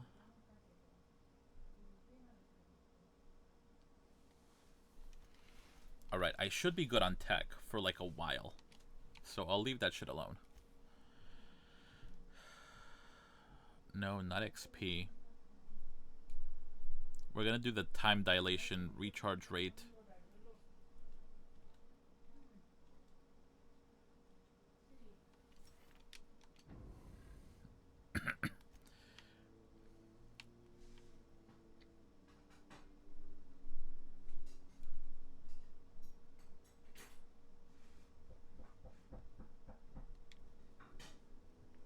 See, so Thomas is going. I think I have to like convince everyone one at a time. Don't see why Thomas can't just get the generator up and running. Something I can help you with? Nothing. With the power gone, we've got to conserve our supplies. Yo no lloré, pero estaba triste. never liked Reed much. Can't say I'm sorry he's gone. Alright, I guess you're fine. Where's Zoe?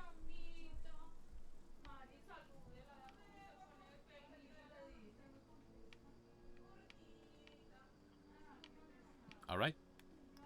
Guess I'll have to trade at the general store. The power converter is mine.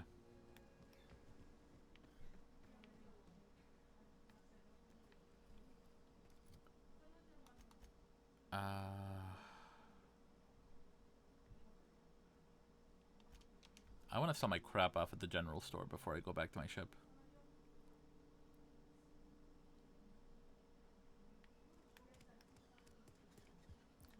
How are you holding up, Rosemary? Did you get your meds yet?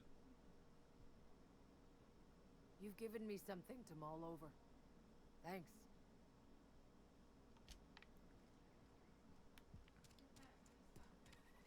I hear Reed's leaving town. Corporate didn't give him the boot, I did. So I do have some negative, but at least everybody else is revering, so I'll take it. I'm not allowed in here. Not since the vending machine incident. Holcomb, got my eye on you, girl. Miss Holcomb ain't allowed in this establishment. Not since that little incident. Well, too bad. She's with me. Ask her if you care. I'm running a business here. I won't touch anything while we're in here, Mr. Moreau. I promise. Music to my ears. All right.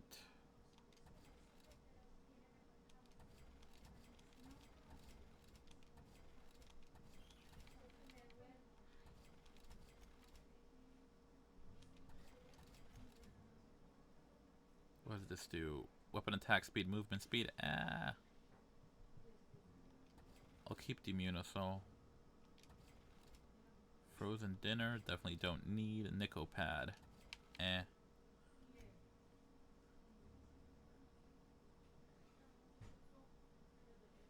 Stuns and damages melee attackers. Interesting. We don't do stealth around here. Gyro sight. I'll bear it in mind. Hunter kit. Mr. Power. Self-patching.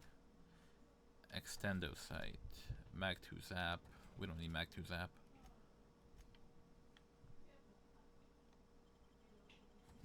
Then we'll sell that junk. Alright. That was a good thing you did, Captain.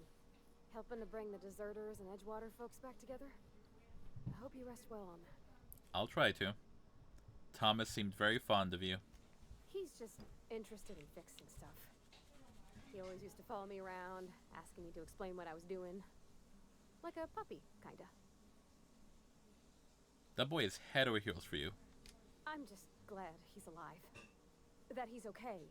I mean, when Mr. Thompson said he was fired, we all expected the worst. In the bar? When I asked if you were a drinker? You sounded worried. Sorry. I know, it's none of my business. I'm going to guess you're not a drinker yourself? Strong drink makes me sick. And it makes me real sad. I start thinking about things I oughtn't, and then... Well, never mind that. You got better things to think on. Sorry. Listen, don't worry. Don't apologize. If you want to talk about it, I'm happy to listen. I'm sorry, I shouldn't have said anything. Why aren't you allowed in the store? Was a kind of a thing with a vending machine when I was 12. You were a kid. That must have been forever ago. Sure, but folks got long memories. I've always been good with my hands, right? So I saw a lock on the machine and thought, oh, this must be how they refill it. But I had to know. So I did my thing. And next thing I know, there's a couple hundred bottles of Zero G rolling out the front door and into the road. It's not funny. Right about then, a bunch of loaders came rolling in the gate, fresh off the Saltuna ships. And Mr. Thompson was up on the porch making a speech about how everyone would have to volunteer a third shift to get it all canned. Anyhow, you ever seen an auto loader run over a bottle of Zero G? exploded all over Mr. Thompson. One bottle after another as the loaders went by. I was just shy of working age, so Dad had to pay all the damages. Moreau's still angry at me. I can laugh about it now, but I just about puked up my guts in terror in the moment. That's the one time I ever made Mr. Thompson look a fool. He did that all right by himself, don't worry. Oh, that's interesting that she has little comments on every location. You got anything to say about the barber shop? Oh, I cut my own hair. But Conrad sells real good disinfectant. You got anything new for me? What can I do for you? Do you have anything to say about the sick house?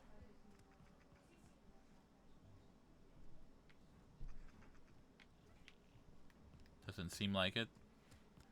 Let me see if you have anything to say about Been eating nothing but salt too. the constabulary. I've never actually been in here.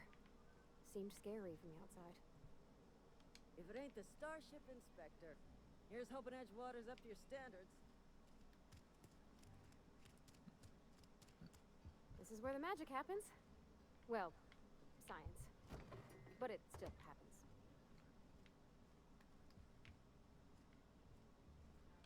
I think you did the rightest thing you could sending the power back to Edgewater. A lot of people would have suffered otherwise. People I care for. Even if they didn't care much for me. Listen, heck 'em. We're a team now. Alright, I sold off all my shit. Let's go to the Unreliable.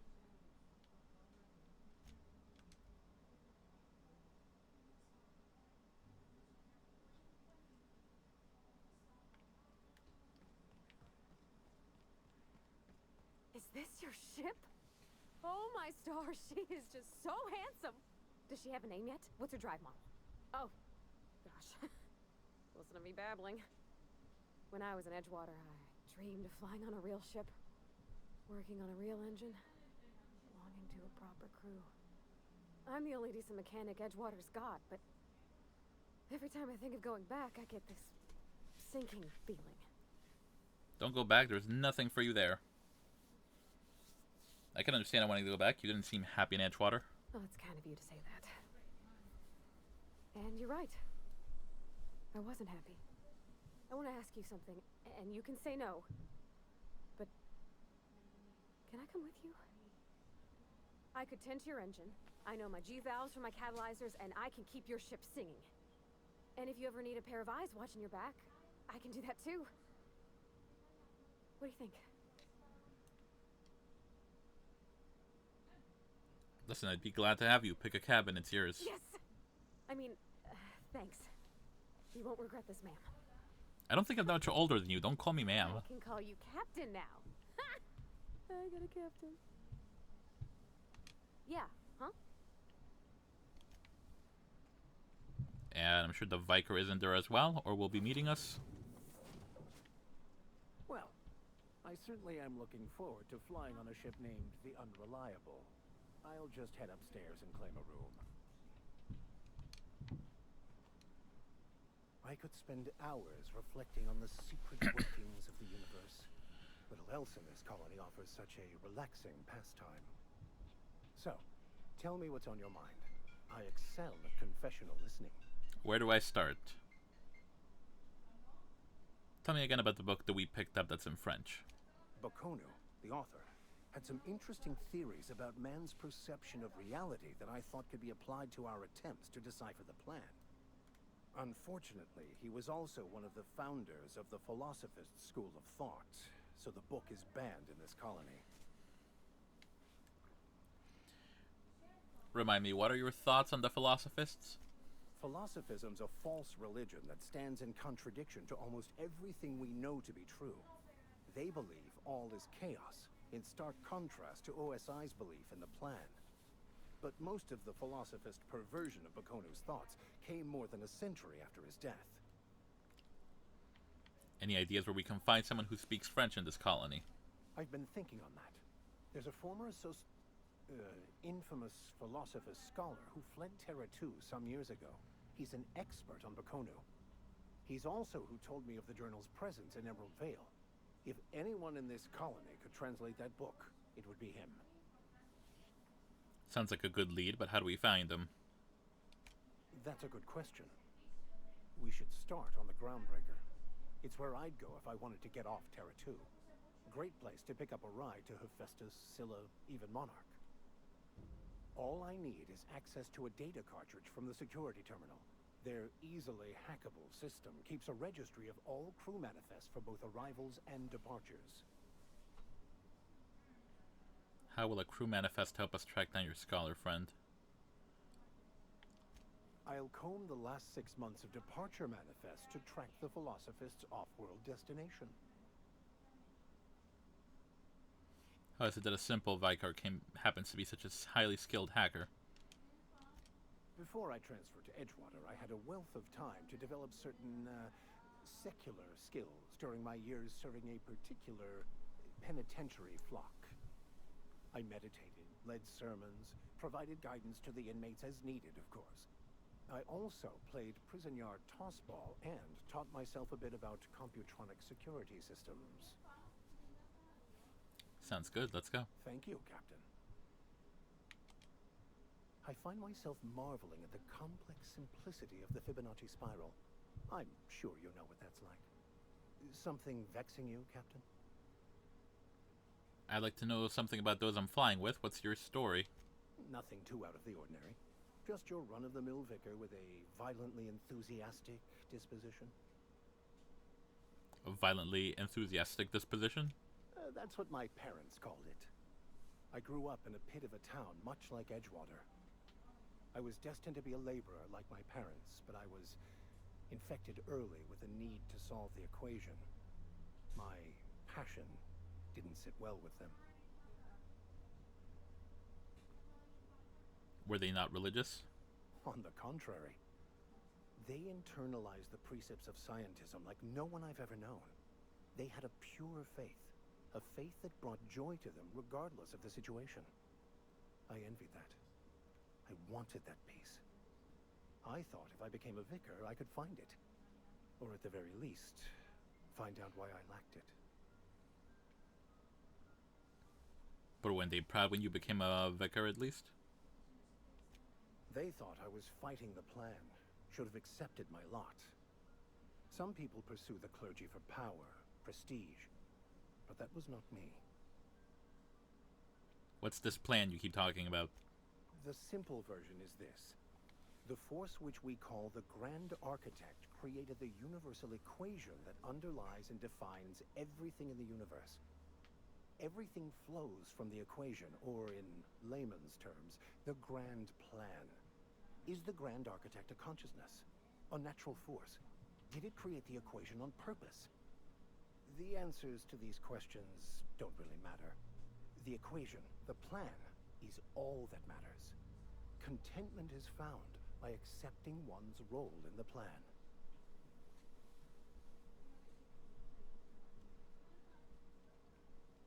That's a convenient way to control the masses? It can be, if abused. But that can be said about anything. However, in the case of the Board and Halcyon, sadly, I believe you are correct. Seems quite trusting of you to just sign on without knowing anything about me.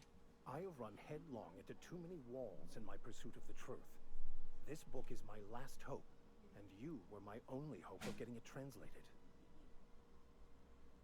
Makes sense. What about you? What's your story? I was a colonist on the Hope. A scientist named Wells saved me. And how did he do that? He stole my body from the Hope at the edge of a colony and thawed me out. Well, you do seem different than every other colonist. Let's pretend for the moment I believe you. What are you going to do now? I'm helping him recover more of the chemicals he needs to save the rest of the colonists. That seems a dangerous proposition. Why risk your life now that it's been returned to you?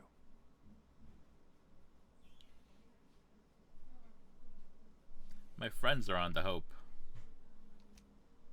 Oh, I see. You have my condolences.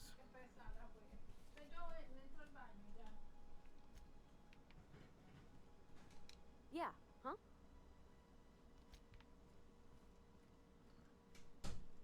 Captain, I I have detected that Edgewater's power supply is now optimal. I applaud your willingness to invest your time in the local community. Fuck the local community. What can I do for you, Captain? Do you know how to install a power regulator? Yeah, I know what I'm doing. Outstanding, Captain. Your aptitude for engineering will prove invaluable in the event of another catastrophic engine failure. Our engine room is located behind you, across the cargo bay, up the ladders. Thank you for the directions, Zeta.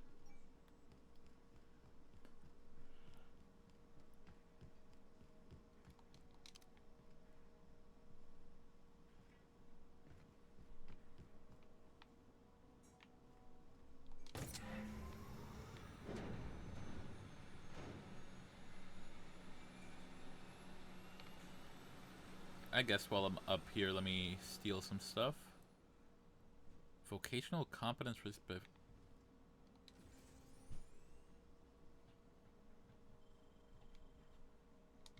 Oh, okay, yeah, it's just respecing your skills. We're good so far. Don't need to do that right now.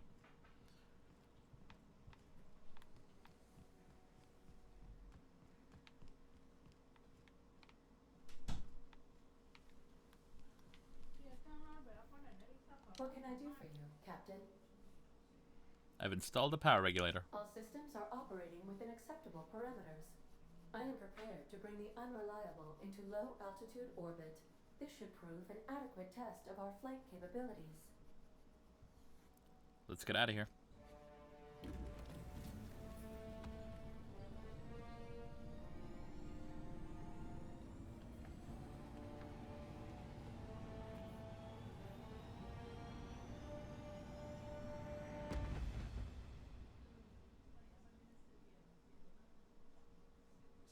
Against all odds, the unreliable takes flight.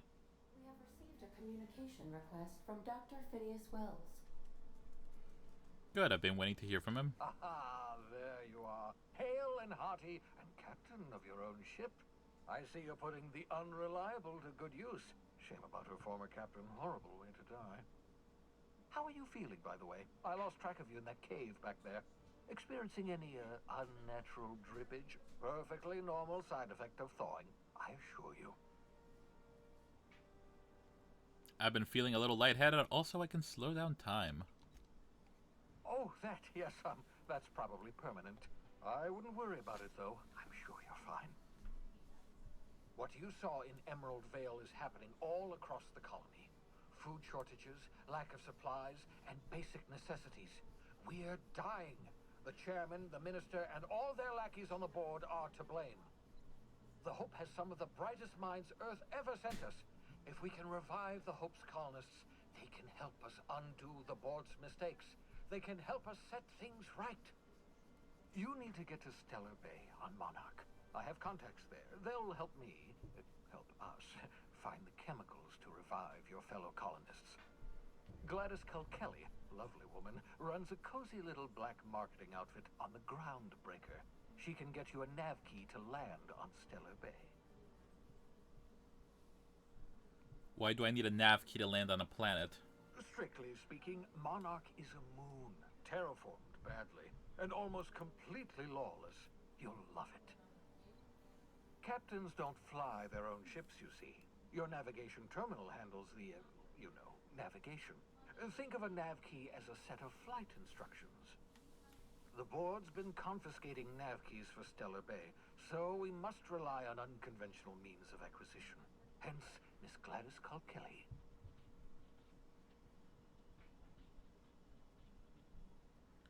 Can I land somewhere outside Stellar Bay? In theory, I suppose you could land your ship in Cascadia, and in theory, I suppose you might survive the experience. Cascadia is utterly seething with dangerous, highly aggressive creatures, more than capable of tearing you limb from limb. You'd have to be a lunatic to land in Cascadia, and I'm reasonably certain I tested your brain for incipient signs of insanity. Trust me, talk to Gladys Culkelly. What's stopping me from just leaving Halcyon altogether? Without a skip drive, good luck. You'll be dead before you make it to the nearest star. Look, I admire your optimism, but the sad truth is you're stuck here. You, me, and the rest of this colony. We're all skating precariously around the edge of oblivion together. None of us are leaving Halcyon alive, so we may as well make it a better place, and we can start by reviving the hope. About this Gladys person, how do I know I can trust her? Gladys and I have been doing business for years. Her smuggling credentials are unimpeachable. If anyone can get you a key to Monarch, it's her. Fine, I'll go have a word with Gladys. Excellent. I'll send her a wireless. Let her know you're coming. By the way, I gave Captain Hawthorne a disguise apparatus of my own design, cutting-edge technology, years ahead of its time. I call it the Holographic Shroud. I'm sure it will prove remarkably useful to you. You'll find it in the captain's quarters. You want to explain what a holographic shroud is? Marvelous device. I'm quite proud of myself. The shroud changes the user's appearance to mimic that of another. It has limits. First-generation technology, you see, but promising. Exciting to see it in use at last. Very simply, the holographic shroud uses biometric information contained on standard identity cartridges to generate a holographic projection around you. You mentioned this thing has limitations. Only stands up to a casual scrutiny. Use it too long, bound to flicker, blur, something like that. Movement makes it more likely. Best used in moderation. When you see guards in your path you can't sneak past, for example. Maintain your distance. Act normal. No running, no jumping. Don't draw their attention. If they pay attention, they're more likely to notice flaws in the hologram.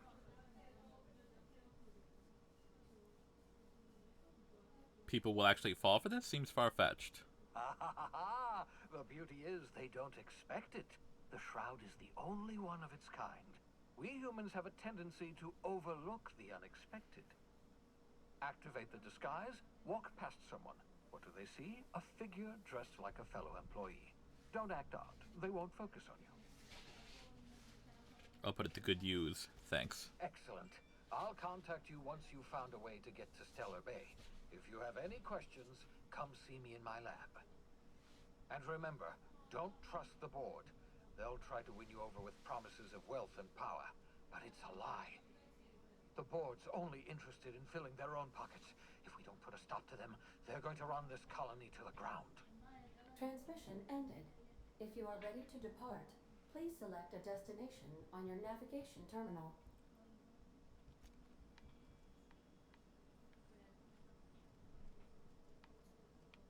Where are my captain's quarters?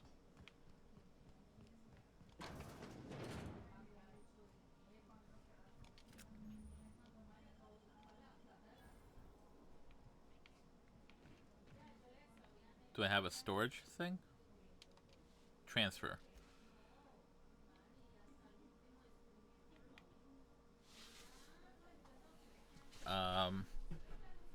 It's got a stun. I will give this to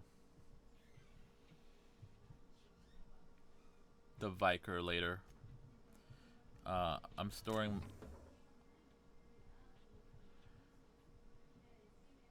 my fancy outfit and mine and Parvati's old outfits. I'm also gonna store... Yep, that's all I'm storing. Okay, cool. Logs. Log entry 1, Shrink Ray.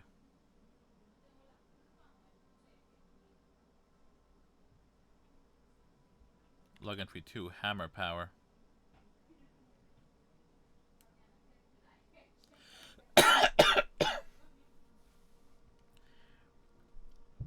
Log entry 2, Black Magic Leads.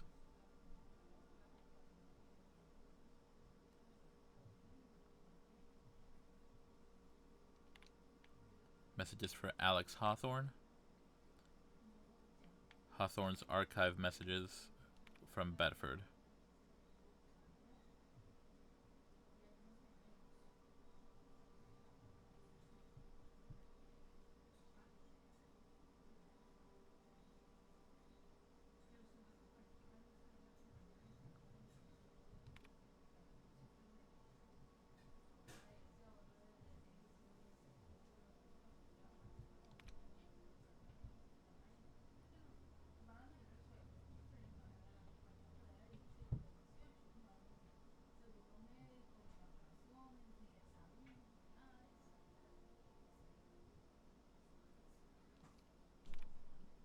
Alright, these are all messages from Uram, a supposed friend of Alex Hawthorne's.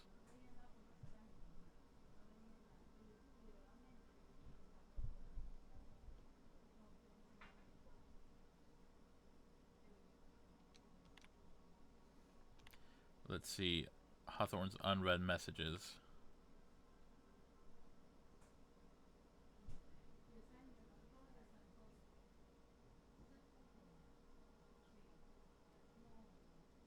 Looks like Bedford might have had a crush. Return to route. Sent messages.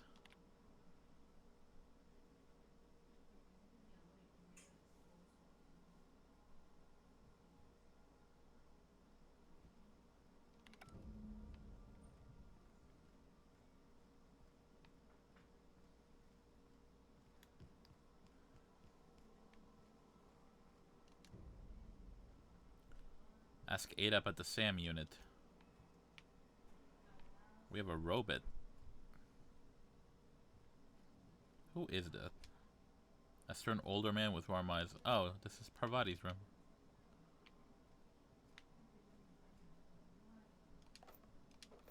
At some point we're gonna have to go back to Edgewater because I just realized since I sold my shovel,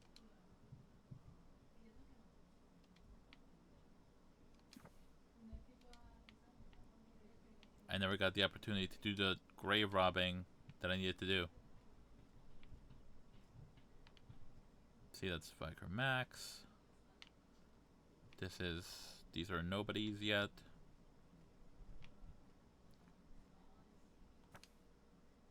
Index of banned literature.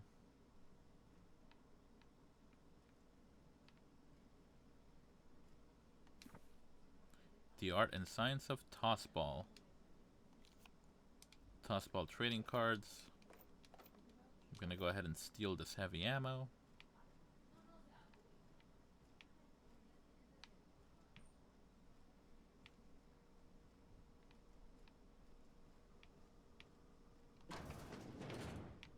There's the lavatories.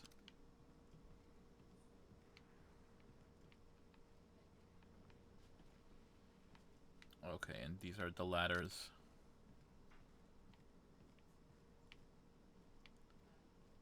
Hey, you. Yeah, so this is my hidey spot now. I was looking for a place that was quiet. I figured the kitchen will be louder than the hold, so here I am. Cozy like, ain't it? That's in pretty good shape considering how hard Mr. Hawthorne ran it. It's a Yakita LHA 120, A2 model, I'm pretty sure. The Block 2 design scooshed in extra cargo space but didn't change the stock engines. Probably a touch underpowered, huh? Accurate in all particulars. I conclude you are Edgewater's board-certified mechanic.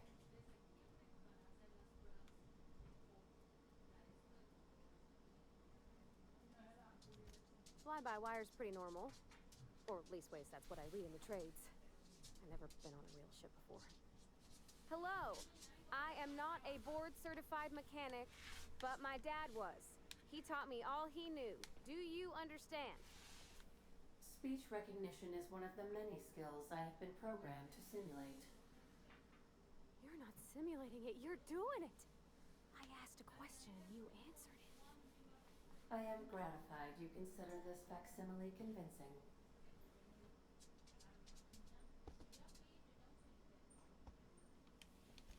I don't see any holes in the hull. I'll take a good squint at her, make sure everything's tip-top. But I think we're cooking with plasma torches. You can do that, you know. My dad taught me how to make grilled cheese sandwiches with a plasma torch. I look forward to seeing that. Mostly, yeah. I lived in the maintenance office near all my life. Mr. Thompson never let me forget how funny that was.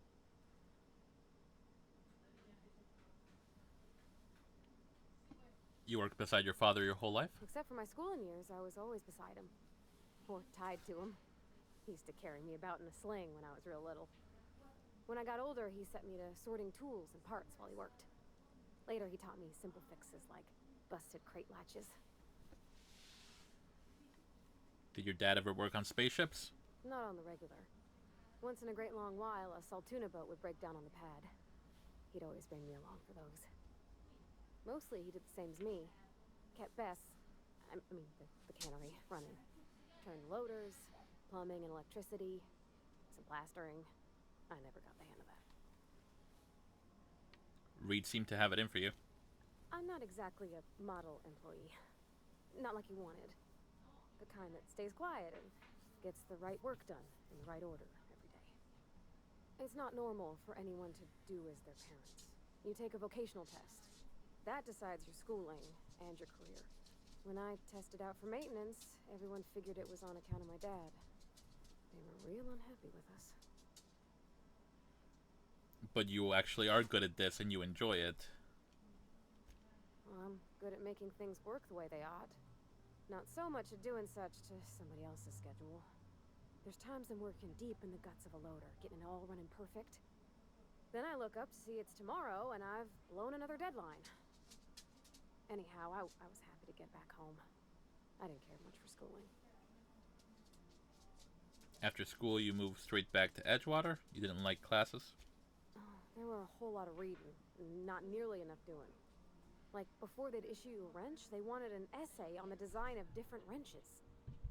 Then there'd be quizzes on company regulations for storage and maintenance of wrenches.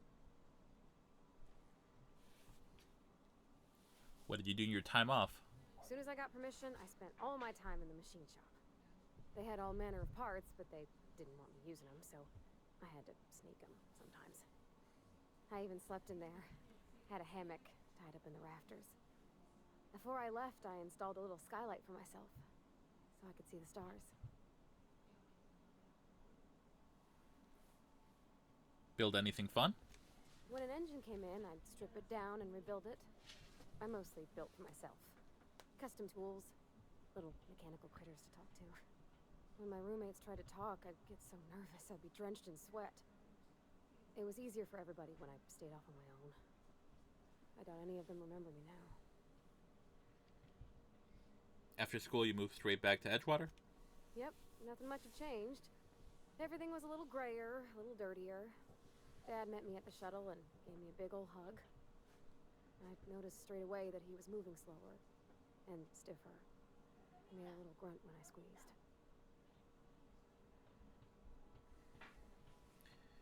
Sorry, shouldn't have brought this up. Oh, I miss him, sure enough. But he's a fond memory. I was right beside him when he passed, holding his hand. Talking about him makes me smile. Dad never said that he loved me, you know? I knew on account of him showing it. How he'd stay up late to help with my projects or listen to my fretting. Oh gosh, look at the time. Sorry to bend your ear so long. And I got so much to do before this ship's in decent shape.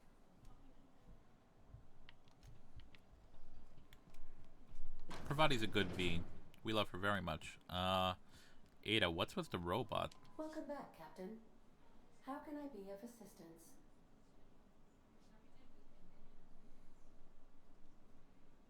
Know anything about the automechanical gathering dust in the janitor's closet? The unit is a cleaning SAM. Hawthorne brought it on board some cycles ago, I'm sure with the intent to modify it. But I've never seen it up and running. Alex likely recorded progress notes detailing his efforts to modify SAM. If you check the terminal in your captain's quarters, we may be able to determine what work remains in order for SAM to properly operate. Got a minute to talk? I have lots of minutes. Many minutes. Unlimited minutes, perhaps. Providing an adequate power source, I can function indefinitely. What if you don't have a power source? I prefer to think of it as being in a state of slumber, perhaps for an indefinite duration of time. Do you think that is what it's like for the colonists on the Lost Hope? I guess so. When I simulate myself in such a scenario, I do not find it to be desirable. I think my self-preservation protocols incline me to desire the alternative. And what might that be? Traveling the system with you, Captain. Aw, Ada. What about your last captain? Do you miss him, or is one captain the same as another? Do you know what it feels like when the ship undergoes an unexpected power surge? A jolt to the system. I have felt that. I do feel that. As you may be aware, Captain Alex Hawthorne was a smuggler of some repute. I failed to predict the likely outcome of his reckless behavioral patterns. I should have predicted that. In our travels together, Alex liked to pass time by, as he called it, tinkering to improve my design. Have there been other captains of this ship? If you mean, was Captain Hawthorne my first? Yes, he was. How can I be of assistance? I'd like to learn more about the colony. What part of the colony would you like to discuss? Phineas's orbital lab. Yes. As Dr. Wells is a wanted outlaw, he built his laboratory into an asteroid. Orbital destinations can be challenging to land on. His more so than most. What do you know about Phineas? There is a bounty on his head, one with a markedly high reward amount. Shall I engage the laser weapon system? No, do not do that. A sensible choice, as we do not have any laser weapons. Why'd you say the landing might be rough? The outlaw scientist known as Dr. Phineas V. Wells has taken a measure of precautions to make the lab undetectable to those hunting him. Even knowing the location, my systems resist my orders to go where I instruct them. Want to ask you about somewhere else. Of course. What part of the colony would you like to discuss? Tell me about the Groundbreaker. We're clear to dock with the Groundbreaker if that's your desired destination. If we're going there, please be sure all docking forms have been filed in triplicate and fees have been paid. The Mardettes take their docking laws quite seriously. You can take care of that for us, right? I can, yes. Let me add that to my list of 1,435,498 tasks I am simultaneously executing in order to run our ship. Great, thanks. You are more than welcome, Captain. Ada is love, Ada is life. Give me the spiel on the Groundbreaker. The Groundbreaker was Halcyon's original colony ship. It has since been repurposed as a service station in the Lagrange point of the system. Freighters often deliver or pick up goods from the Groundbreaker en route to other destinations. The city ship hosts an array of cargo bays, factories, housing sections, and more. Many of Halcyon's companies maintain office spaces with station representatives in what is considered a truly neutral territory within the system. I have filed the required docking forms in triplicate, and fees have been paid. Of course, I want to ask you about somewhere else. What part of the colony would you like to discuss? Terra 2. Where in Terra 2? Emerald Vale and Edgewater. Edgewater is the sparkling county seat of Emerald Vale, or it was when first built. Since then, neglect and time have worn away her shiny veneer. The town is near the coordinates where Captain Hawthorne died. It would not be unfortunate if something, like, say, a plague, were to wipe Emerald Vale from the face of the planet. What do you think of the townspeople? You mean the ones who did not answer my distress call with medical assistance, but instead came to issue my injured captain a parking ticket? I'm sure they are wonderful humans who don't deserve to be wiped out by starvation or a devastating plague. How is Edgewater faring since we left it? Since you diverted power to Edgewater, the botanical lab shut down, and the deserters were forced to return to town. Meanwhile, the cannery's output increased, enabling the town's population to prosper. Thank you for nothing, Captain. What would you have had me done? Kill everyone? I cannot say. First, I need to adjust my memory interpretation sensors, but I think my answer is yes. Well, I'm glad I know where you stand. Of course. What part of the colony would you like to discuss? Tell me about Monarch. Where in Monarch? Cascadia. Warning. All colonists are urged to reconsider travel to Cascadia due to infestation of mantisaurs and risk of indefinite detention or death. Well, that's dramatic. Any people live in Cascadia aside from marauders? There are no people aside from marauders in Cascadia. There is only death. What's the local report? The local report is that you will very likely die if you leave Cascadia's landing pad. Sounds dangerous. This is one of those times where you say one word but really mean another, isn't it? I suppose you would find an environment like this fun. Of course. What part of the colony would you like to discuss? Monarch. Where in Monarch? Stellar Bay. Ah, Monarch. The armpit of the Halcyon system. Her last functioning port town is Stellar Bay. Well, that is if you don't count Sublight's smuggler's port at Fallbrook. Why is Monarch being blockaded? I believe it has something to do with the planet being an uninhabitable wilderness and a lawless land with no corporate presence. You may wish to survey the residents in Stellar Bay for additional data points.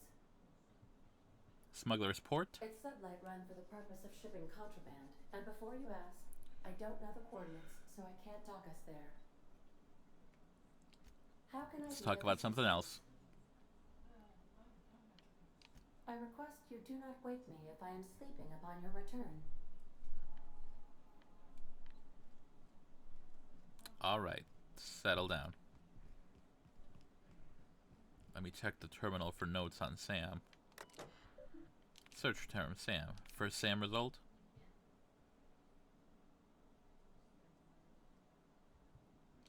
Second Sam result.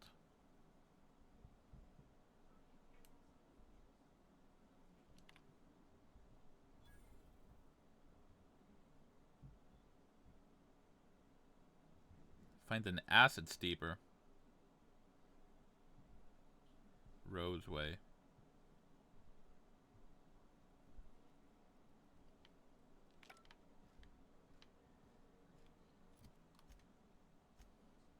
Passage to anywhere. Weapons from the void. The cleaning machine.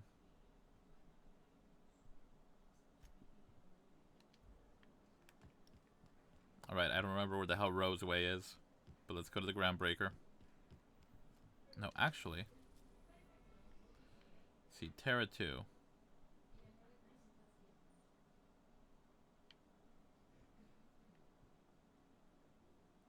Typhon. Hephaestus. Tartarus. Scylla.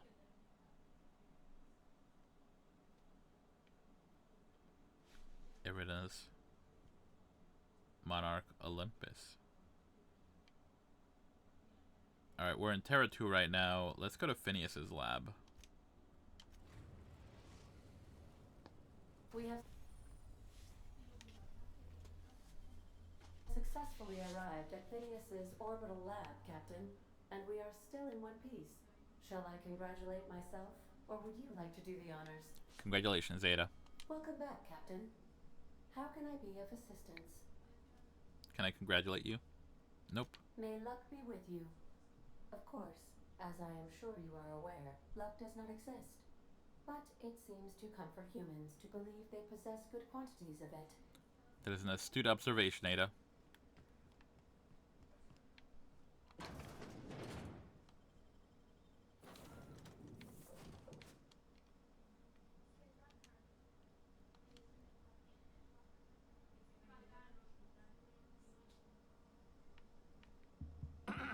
Hello?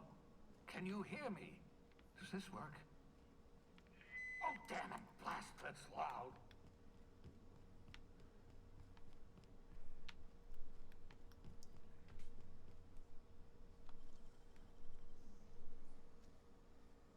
Great work. Oh shit, a grenade launcher. That's dramatic.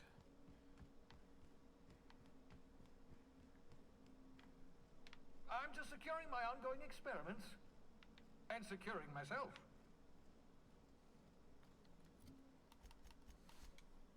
See Vicar Max.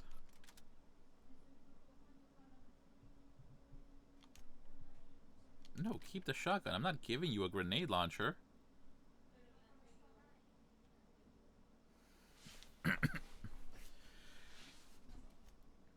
I also don't have any armor for you yet, but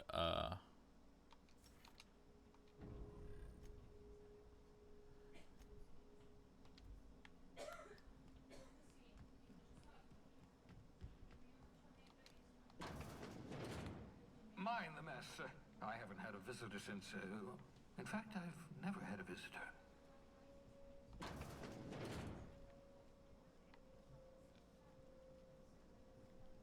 That is a spooky creature you have in a tank.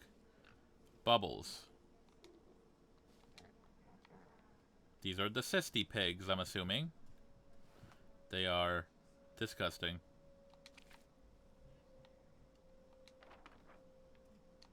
Stealing your posters.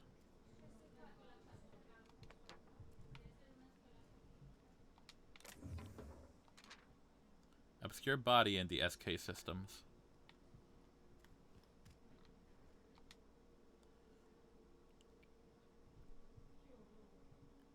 Reviving you from hibernation was my greatest accomplishment. Your odds of survival were a mere 28%.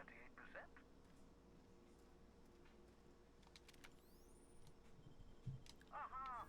I see you found my portable molecular compression device, better known as a shrink ray. Find a target, point, shoot. Your target will shrink down into a manageable size, whereupon you may commence feeding them to a pulp. As one does. Feel free to try it on a marauder sometime.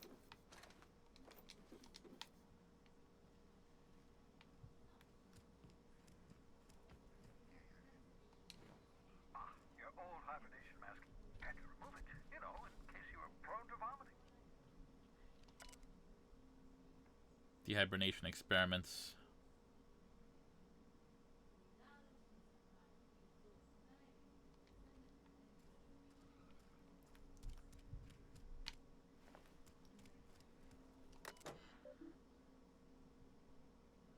Experimental notes.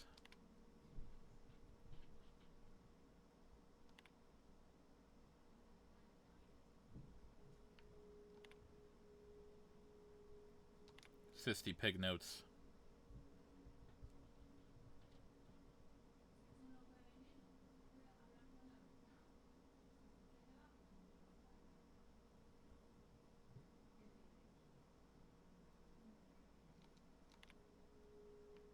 Personal files. Hack 20 bypass.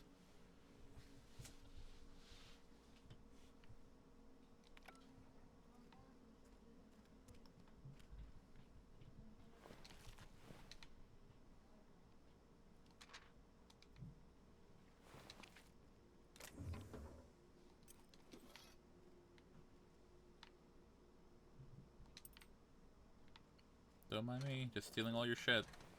You know how it goes.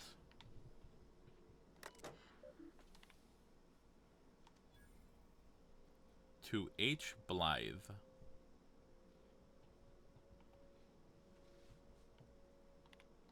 Careful, that's my communications terminal. It's my communications terminal now, old man. Oh, thank the law. Your skin hasn't spontaneously changed color. Potential side effect of the revival process. Very rare, but you'll never know. Right. Welcome to my little habitation, such as it is. I've got cathenoids, cysty bits, if you're into that sort of thing. So, welcome. Make yourself at home. My secret hideout is your secret hideout. For what it's worth, I appreciate you pulling me out of the Hope. Not at all, my intrepid accomplice. I should thank you for tolerating my somewhat brusque manner. I only regret that I couldn't save more of your fellow settlers, what with being hunted by the board, and emptying my supply of necessary chemicals. I wanted to talk to you about something else. What's on your mind? Is there some reason you're hiding behind bulletproof glass? Oh, it's not you. I do experiments in that room. Some of them get quite scientific. The unexpected is to be treasured, but from a safe distance. Regardless, it's quite comfortable in here, you know. I have my beans, have my caffeinoids, plenty of toilet paper. Got a moment to talk? Absolutely. Let's talk. Have you met my crew yet? No, and I've been trying very hard to avoid making eye contact. Nice to meet you, Dr. Wells. I'm Parvati Holcomb. Wait, Not another word. I don't want to know your name. I don't want to know who you are. Let's just enjoy our plausible deniability while it lasts, shall we? Two of my favorite words. Why don't you just invite the entire colony to my secret, carefully concealed laboratory? It isn't as if I wanted privacy. They're cool, though. Relax, stay with me. Oh, fine. As long as you're vouching for their character and they aren't touching things. For what it's worth, I am pleased that you found a crew, such as they are. You're a talented scientist, after all. Our kind has always been incredibly popular. You're right, I'm doing pretty well for myself. Yes, indeed, well done. Also, you still haven't spontaneously liquefied, which pleases me immensely. Progress. Definitely don't want to do that. There was something else. What's on your mind? Absolutely. Don't you ever leave the lab? Oh, goodness, no. I wouldn't survive 10 seconds in the blackness of the aether. Well, no, I imagine I'd last at least 12 seconds before I'd lose consciousness and die of hypoxia.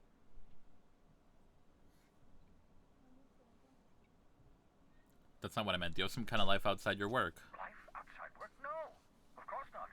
My life is my work. For that matter, everyone else's lives are also my work. An entire colony's worth of lives are at stake. It's up to me, up to us to set things right. To answer your question, I'd rather stay right here in my lab. There's too much work to be done. The Hope's colonists won't revive themselves, you know.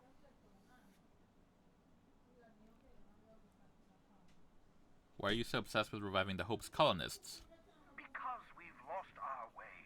The board has a stranglehold over this colony, and we've all been conditioned into total obedience. The Hope is full of specialists, scientists, engineers, talented individuals like you. People who haven't been corrupted by the board. Unfortunately, the Hope's colonists have been frozen for decades, well past your shelf life, so to speak. No offense.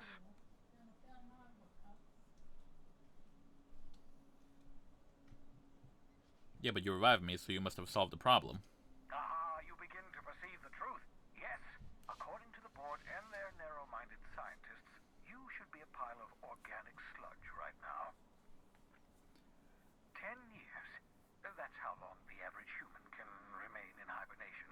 You were frozen for decades. In theory, you never should have survived the revival process. But the conventional theories are wrong. You're living proof that it can be done. There's yet hope for the Hope. Get it? I get it. Glad to hear that. Everyone on the Hope is depending on us. We'll do our very best to save them all. I'd best get back to work. I can feel my last dose of caffeinoid fading.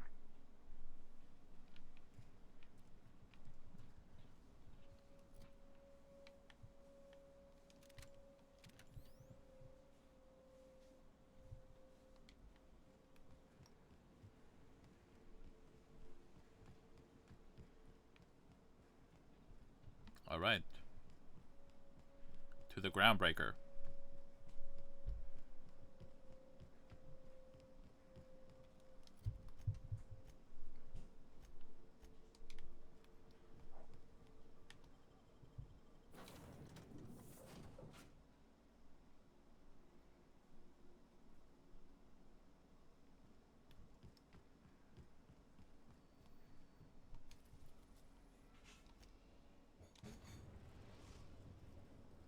Destination reached.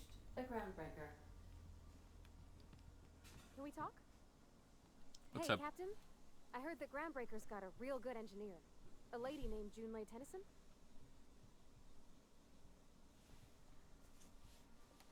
What about her? I was thinking that maybe I'd ought to meet her.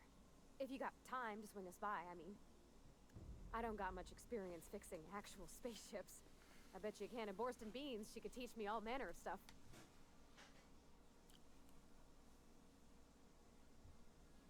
Sure. We can head over to engineering Thanks, now. Captain. I'll be sure to make it worth your time. Did you want to talk about something else?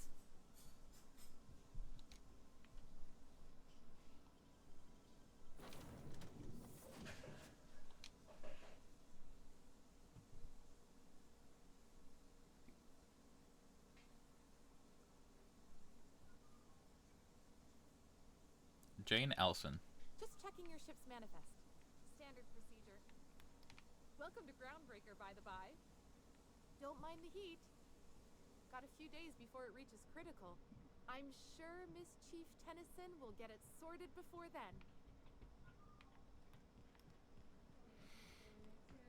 That's not concerning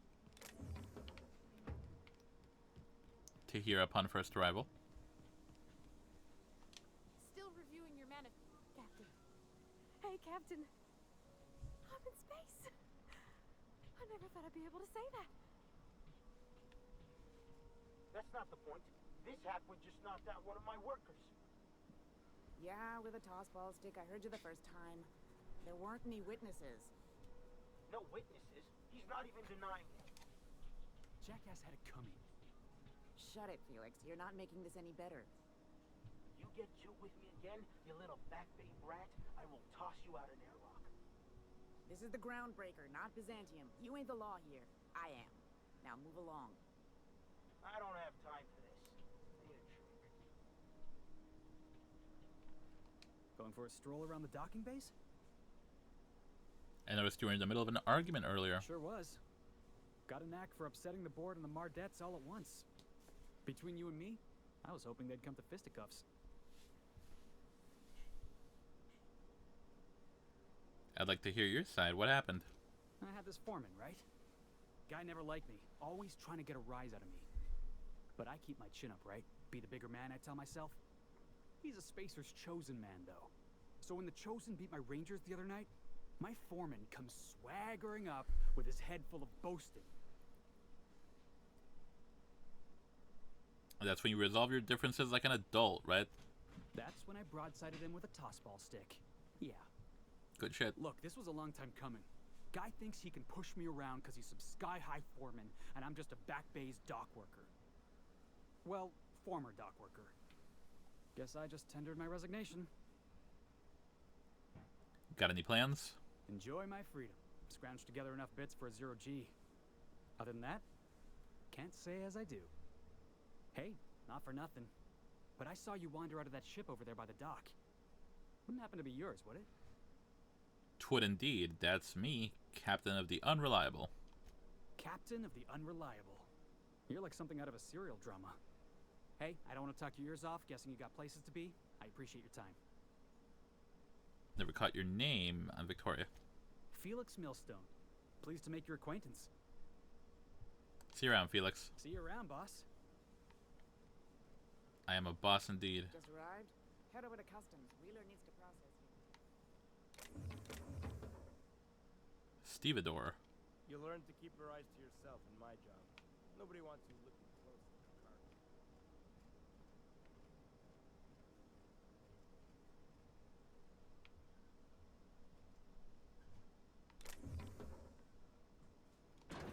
I'm gonna just close this door real quick.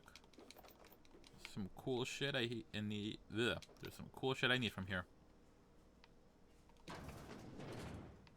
Oh no, what was anyone doing in there? We move cargo 16 hours a day, and half of us still can't afford a bed.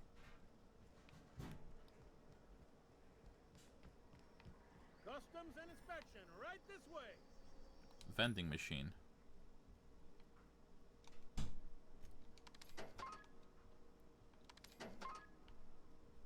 What the hell is this?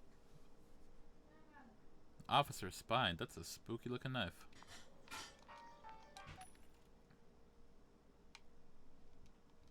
Let me buy all the shunts and maglocks you got. Captain Wheeler. Identification, please. Present Hawthorne's ID. Captain Hawthorne, you said. Let me apologize in advance. I'm about to ruin your day. According to your ship's record, you've been flagged by the board. Your ship will be impounded until such a time as they see fit to lift it. But we've hardly been out of Edgewater long enough to get in trouble. Well, isn't this wonderful? The captain's done something to get on the board's bad side. The board can suck my bio Now, dildo. hold on, this isn't the end of the world. Probably. How do I get this resolved? You'll want to take it up with Udom Bedford, our board representative here on Groundbreaker. His office is located along the starboard wall of the promenade. Shines like a Byzantium commode. Can't miss it. Any idea when my ship was impounded? Access to that information is above my pay grade, and I've turned down 3 promotions, so it stays that way. I shouldn't be mentioning it, but what the hell? This here, impounding your ship, it doesn't happen much. The board knows we don't take kindly to their interfering in our operations. If I had to take a guess as to why, you must have riled up someone important. I'm going to wring this Bedford guy's neck. You take the starch out of him, well, you won't hear any complaints from me. Oh, and if you're headed that way, would you mind doing me a favor? Sure. Wanda Dorset over in sickbay, tell her the shipment's not in yet. It's not coming in anytime soon, and if she'd be so obliged to get off my ass about it. Her shipment? A handful of SAM cleaning units retrofitted for surgery. I don't know much else. I stopped listening when she started yelling.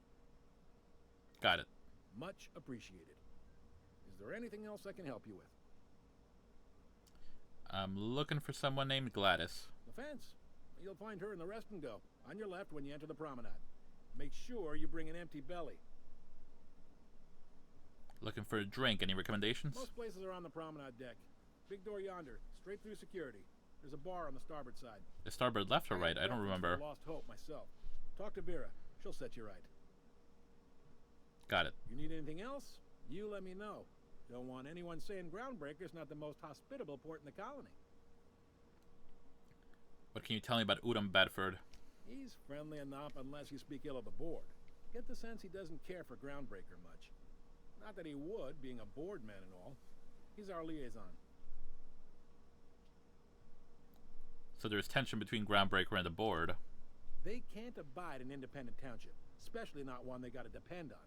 We're the first and last stop out of this colony. All their interstellar freighters come through us, and we skim a few bits off the top in manifest processing fees with every one. Folks around here will bluster that the board hates our freedom, but really, they know we can stop their out-system shipments anytime we like, and that terrifies them. Yet your station's in a state of disrepair. You can make the board fix it. You mean the heat? Sure, we could make them fix it, but what would they do in retaliation? They got assault cruisers, gunships, and a handful of mining operations at their fingertips. We push them too hard, maybe they decide we'd be better in 10 trillion little pieces. Or they'd cobble together a new Groundbreaker and put us out of business. The board wouldn't do that. Would they? Parvati, you know they would. The board is necessary to provide order to the colony. They believe it's their prerogative to overrun you. But whether you allow that is up to you. It's a tough line to walk, no doubt about that.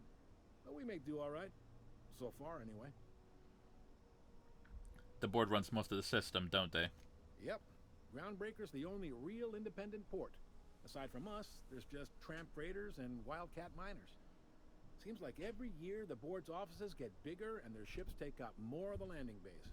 Haven't seen nearly as many tramp crews this year. Thanks for the info. Can I find a job around here? Maybe. Most of the shipping traffic in the system passes through Groundbreaker. Every couple of months, we even get a big interstellar freighter. 2 biggest operations are the board. That is, Halcyon Holdings and Sublight Salvage. But there are independent operators around the promenade deck. Most of those jobs are going to take you off station, though. I'm looking for something a little more local. Commandant Sanita might have a couple of folks she needs killed. Bad folks, I mean. Not regular folks. She'll be at the security desk behind me. Gotcha. Chief Junlei might have an errand needs running. She's all tied up trying to fix our heat problem. You'll find her in engineering. No kidding? I'd love to get a look at this old girl's innards. I bet they're real twisty and weird. In a good way. Got it, thanks.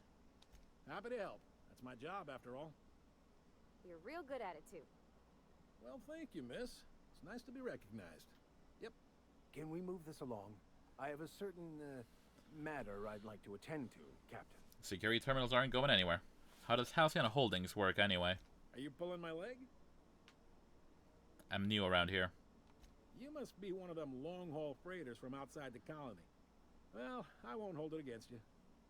Goes like this. Back on Earth, before the crossing, the powers that be were selling off stakes in distant star systems they thought had potential. A bunch of companies decided to throw in together and form the Halcyon Holdings Corporation, then buy up the rights to this here colony. That group's what we now call the Board. How does Groundbreaker fit into that? Groundbreaker was one of the original colony vessels to come over on the crossing, a few years before her sister ship, the Hope. Once everybody'd been de-thawed and dropped dirt side, the original crew of the Groundbreaker decided they rather liked the spacefaring life. I guess that was the start of our independent spirit. Now, here we are. So there's actually a boardroom somewhere with all these company heads in it. Sitting around drinking whiskey and smoking cigars, yeah, probably. Can't say for sure, of course. Doubt I'll ever see the inside of it myself. The board runs most of the system, don't they? Yep. Groundbreaker seems like it. Got it. Glad to help. What do you know about sublight salvage? They strip the parts from derelict ships and abandoned outposts. There's some that say they make the derelicts and encourage folks to abandon their steads. Sublight gives me the creeps. I've known folks who went to work for them and just vanished. They're on the promenade run by a woman named Lilia Hagen. I'm only telling you so you know to avoid them. I didn't think there were many independent operators in the system. Relative to the board holdings? Not really. But there's a few with the means to go where they will. They aren't rich, but they aren't likely to look too close at your work history either. That's all I needed to know about work. See you around. Be seeing you. All right. We've made it to the Groundbreaker. I'm going to go ahead and save and call it here.